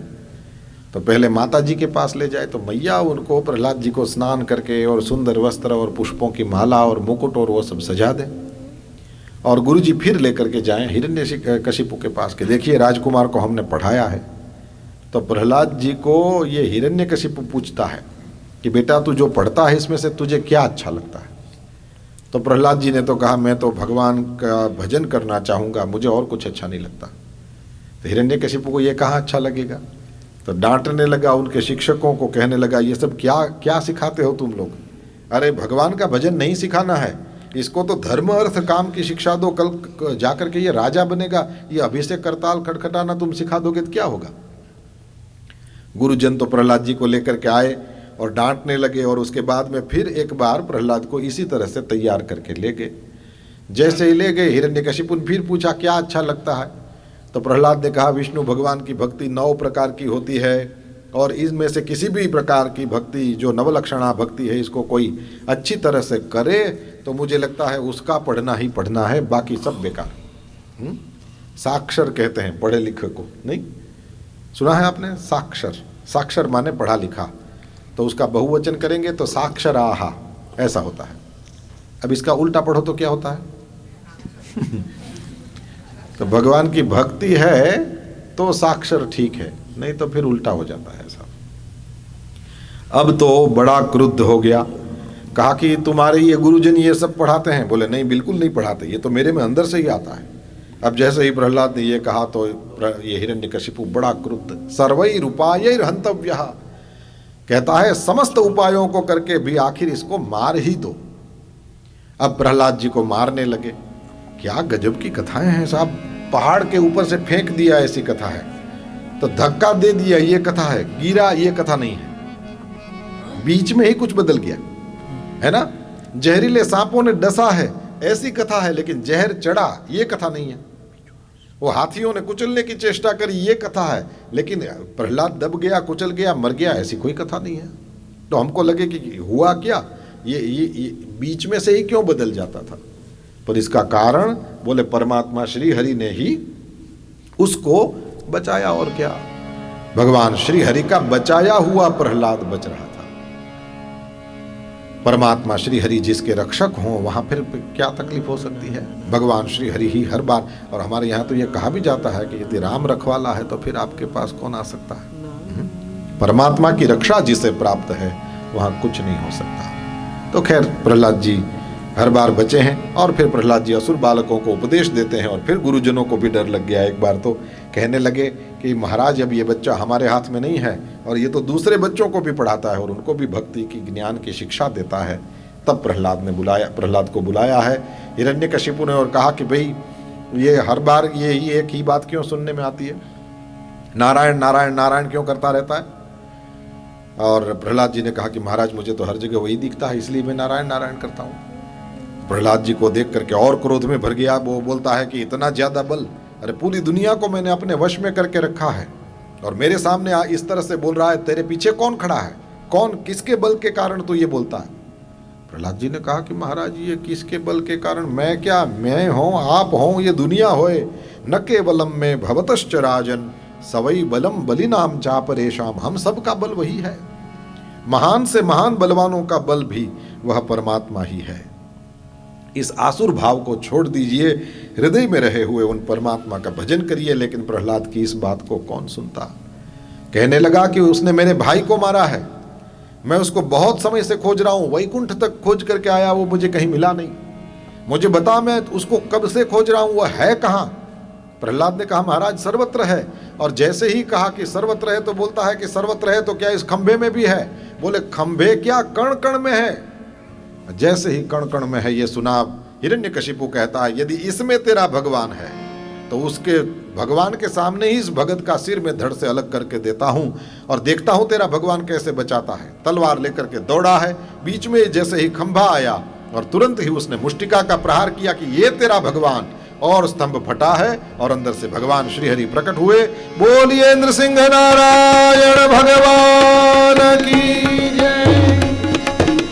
तदैव तस्मिन् निनदोति भीषणो बभूव येनाण्डकटाहमस्फुटत् यं वै स्वधीष्ण्योपगतं त्वजादयः श्रुत्वा स्वधामाप्ययमन्द सत्यं विधातुं निजभृत्य भाषितं व्याप्तिं च भूतेष्वखिलेषु चात्मनः अदृश्यताद्यद्भुतरूपमहं स्तम्भे सभायां न मृगं न मानुषं स्तम्भे सभायां न मृगं न मानुषं स्तम्भे सभायां न मृगं न मानुषं। भक्त की रक्षा के लिए परमात्मा ने कहीं माता पिता भी खोजने के लिए समय नहीं था, उसलिए खंभे को ही जैसे बाप बना लिया। परमात्मा श्री हरि दोनों कारणों से जैसे चर्चा करी थी, भगत ने कह दिया कि इसमें भी है तो प्रकट होकर के दिखा दिया कि मेरा भगत जो बोल रहा है सही बोल रहा है। और दूसरी बात, परमात्मा कण कण में है, सर्वत्र है, परमात्मा ने कभी प्रकट होकर दिखाना तो पड़ेगा, तब जाके दुनिया को भरोसा होगा, है ना। इसलिए भगवान ने ये भरोसा दिलाने के लिए भी खंभे से प्रकट हुए। इसका अर्थ खाली इतना ही है, परमात्मा सर्वत्र है और सर्वदा है। बस जो बाकी है सो खाली इतना ही है कि हम किस श्रद्धा भक्ति से उनको भजते हैं। प्रहलाद के लिए खंभे से प्रकट हुए भगवान हिरण्यकशिपु के साथ युद्ध करते हैं, और फिर हिरण्यकशिपु को अपनी गोद में ले लिया, और वो नाखून बढ़े हुए और हिरण्यकशिपु को डरा रहे हैं। बोल अंदर खड़ा है बाहर है। बोले आपने तो एकदम बीच में ही रखा, आधा बाहर आधा अंदर हूँ, पता नहीं चल रहा है कि इसको अंदर कहूँ कि बाहर कहूँ, ऊपर है नीचे है। बोले एकदम नीचे भी नहीं हूँ, कहीं ऊपर भी नहीं हूँ, आपने अपनी गोद में उठा के रखा। मैं मनुष्य हूँ कि पशु हूँ। महाराज ये तो अभी तक समझ में नहीं आ रहा, ऊपर से देखता हूँ आप सिंह लगते हो, नीचे से देख रहा हूँ मनुष्य लग रहे हो। और इस तरह से ब्रह्मा जी के सारे वरदान पूरे हो गए, बिल्कुल बोले पूरे हो गए। आज तो अभी 7:45 बज गए, महाराज मार दो जल्दी, भूख लगी है। हम लोग भी घड़ी में देख के 4 बजे नहीं आते, हमको भी पता है भूख लगी है तो व्यवस्था अभी हो जाएगी। बस अभी आरती और भोजन मारो जल्दी, ये लोग अब लेट आए हैं, उनको खाने की भूख लगी है। तो भगवान श्री हरि ने हिरण्यकशिपु का उद्धार किया। दोनों ही नाखून जैसे ही उसकी छाती में घुसेड़ दिए और तुरंत ही जैसे खून का फव्वारा उड़ा है। आकाश में देवताओं के दुंदुभि नगाड़े बजे हैं, जय जयकार हुआ, बोलिए नृसिंह नारायण भगवान की जय। देवताओं ने आकर के स्तुति करी है, विष्णु भगवान के पार्षदों ने स्तुति करी है, लक्ष्मी जी ने तो यह दिव्य रूप लिया है और उसको जैसे ही भगवान का दर्शन किया है लक्ष्मी जी ने और तुरंत ही वहां से भाग खड़ी हुई। इतने ज्यादा भयंकर तो कभी दिखते नहीं थे। इसके बाद ब्रह्मा जी ने सोचा कि किसी से भी शांत नहीं हो रहे हैं तो फिर प्रहलाद के लिए आए हैं, प्रहलाद से शांत होंगे। प्रहलाद जी आगे आए हैं, ब्रह्मा जी के कहने से उन्होंने भगवान की स्तुति करी है। अब इधर क्रोध की सीमा, जो हिरण्यकशिपु के सिंहासन पर बैठे हैं और बार बार जैसे शेर दहाड़ रहा हो, मेरे भक्त को परेशान। और परमात्मा का यही स्वभाव है, प्रबल प्रेम के पाले पड़कर प्रभु को नियम बदलते देखा, अपना मान टले टल जाए भक्त का मान न टलते देखा। परमात्मा श्री हरि दहाड़ रहे थे और उस असुर के मुर्दे को फेंक दिया है एक और वहां सामने से बच्चा जो स्तुति कर रहा है, एकदम मासूमियत की भी हद, भोलेपन की भी हद है प्रहलाद जी, और वहां क्रोध की सीमा, यहाँ भोलेपन की सीमा। और ये दोनों जैसे ही छोटे बच्चे ने स्तुति करना शुरू किया, भगवान के कानों से जब जैसे ही ये शब्द अंदर घुसने शुरू हुए हैं, धीरे धीरे धीरे भगवान की आंखों से भी आंसू बहने लगे। प्रहलाद को ले लिया है अपनी गोद में, अपनी जिह्वा से प्रहलाद को चाट रहे हैं।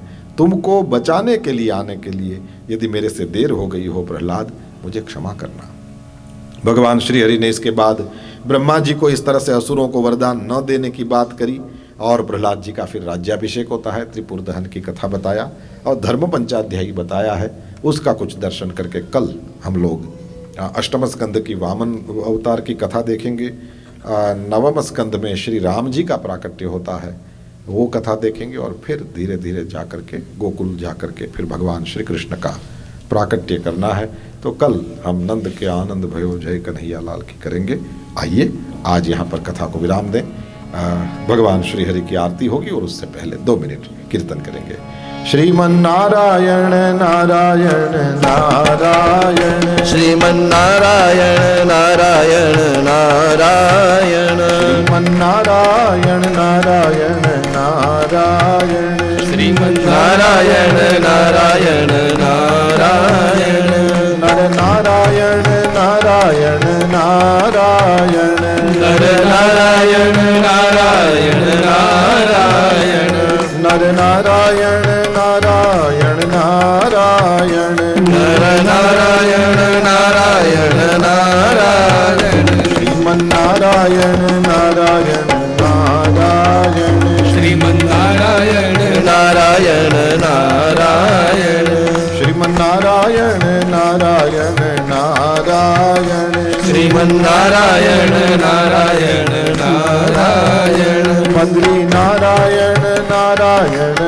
नारायण, बद्री नारायण नारायण नारायण, बद्री नारायण नारायण नारायण, बद्री नारायण नारायण नारायण, नरसी नारायण नारायण नारायण, नरसी नारायण नारायण नारायण, नरसी नारायण नारायण नारायण, नरसी नारायण नारायण नारायण, सूर्य नारायण नारायण नारायण, सूर्य नारायण नारायण नारायण, अग्नि नारायण नारायण नारायण, अग्नि नारायण नारायण नारायण, वेद नारायण नारायण नारायण, वेद नारायण नारायण नारायण, वेद नारायण नारायण नारायण, वेद नारायण नारायण नारायण, यज्ञ नारायण नारायण नारायण, यज्ञ नारायण नारायण नारायण, यज्ञ नारायण नारायण नारायण, यज्ञ Narayan Narayan Narayan, Lakshmi Narayan Narayan Narayan, Lakshmi Narayan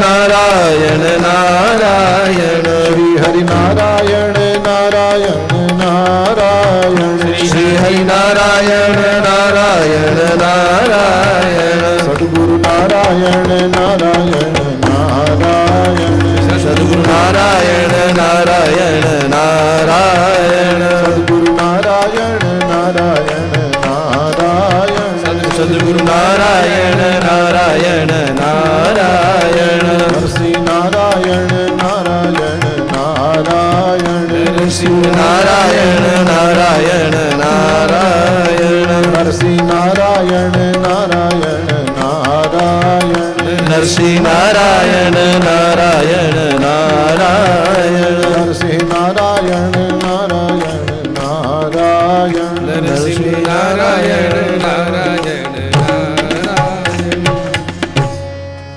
Shri Dwarkadhish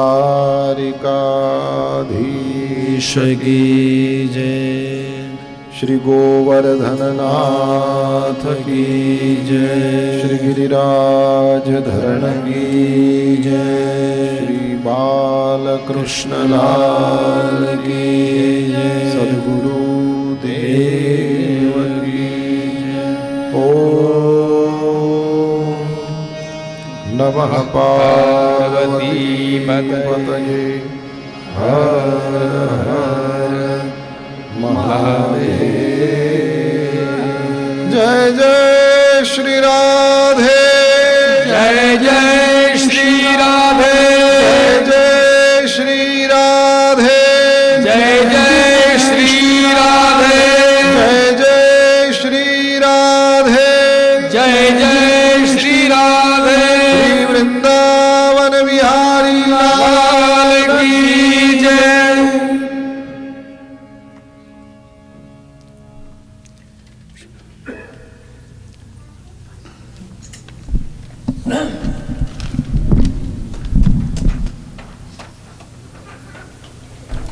So for Aarti today, we have all the sponsors from yesterday who did not get to do the Aarti. They can step forward. We have a list of names, but before that, as the Aarti begins and the sponsors to the Aarti, everybody from the back, please step forward to partake in the Aarti. And on Thursday, we have Govardhan Puja, so anybody here who would like to get prasad, please meet Jyoti Ben up front here. And after the Aarti, please find your way to the back rooms for the Mahaprasad. The list of Aarti sponsors today is Lalit Pareba, Madhuri Chittam, Lekha Devara, Raj and Avni Thakkar, Sundar and Akila Iyer, Kalpana Patel, Shalini, Mahesh and Ishan Jindal, Vinu Bhai and Manu Ben.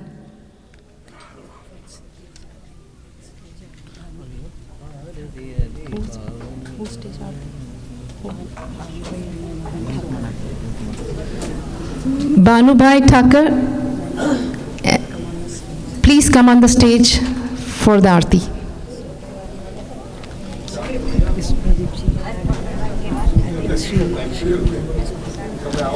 Aparna and Srini Vemuri and Pradeep Singh, please step forward for the Aarti.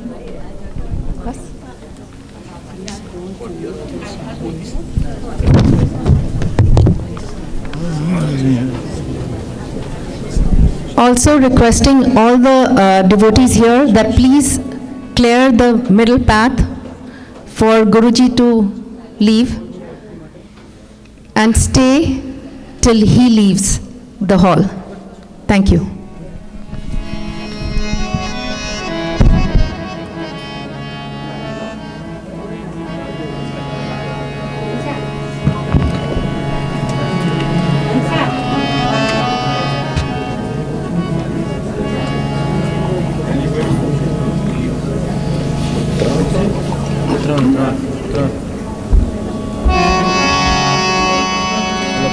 Krishna Kanhaiya Lal की जय। आरती अति पावन पुराण की, आरती अति पावन पुराण की, धर्म भक्ति विज्ञान खान की, आरती अति पावन पुराण की, महापुराण भागवत निर्मल महामुख विगलित निगम कल्पफल परमानंद सुधारसमय फल लीलारति रस रस निधान की आरती अति पावन पुराण की मल मथनी त्रिताप निवारिणी जन्म मृत्युमय भवभय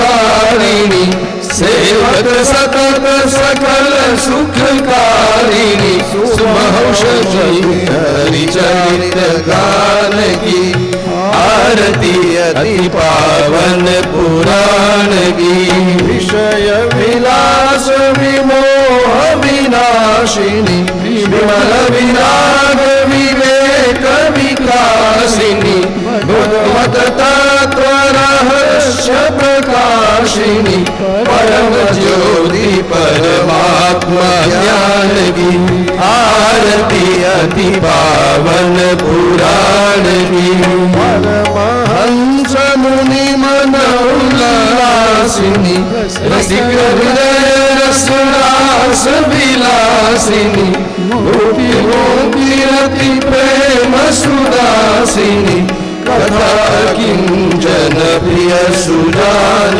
की आरती अति पावन पुराण की भक्ति विज्ञान खान की आरती अति पावन पुराण की आरती अति पावन पुराण की आरती अति पावन पुराण की कर्पूर गौरम करुणावतारम संसार सारम भुजगेन्द्रहारम सदा वसंतम हृदयारविंदेवं भवानी सहितं नमामि मंगलम भगवान विष्णु मंगलम गरुड़ध्वज मंगलम पुंडरीकाक्षो मंगलाय तनो हरि मंगल मांगल्ये शिवे सर्वार्थ साधिके शरण्ये त्र्यंबके गौरी नारायणी नमोस्तुते माता च पिता त्वमेव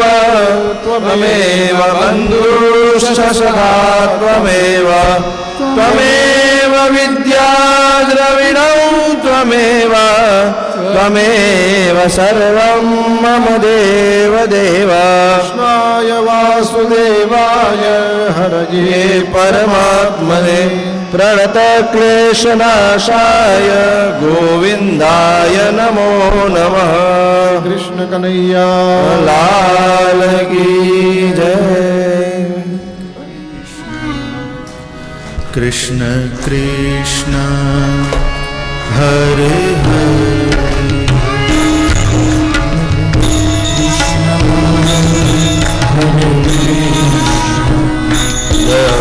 Just like every day, dear devotees, when Shyamji comes, please make a clear path on a red carpet so he can walk out. So please make a clear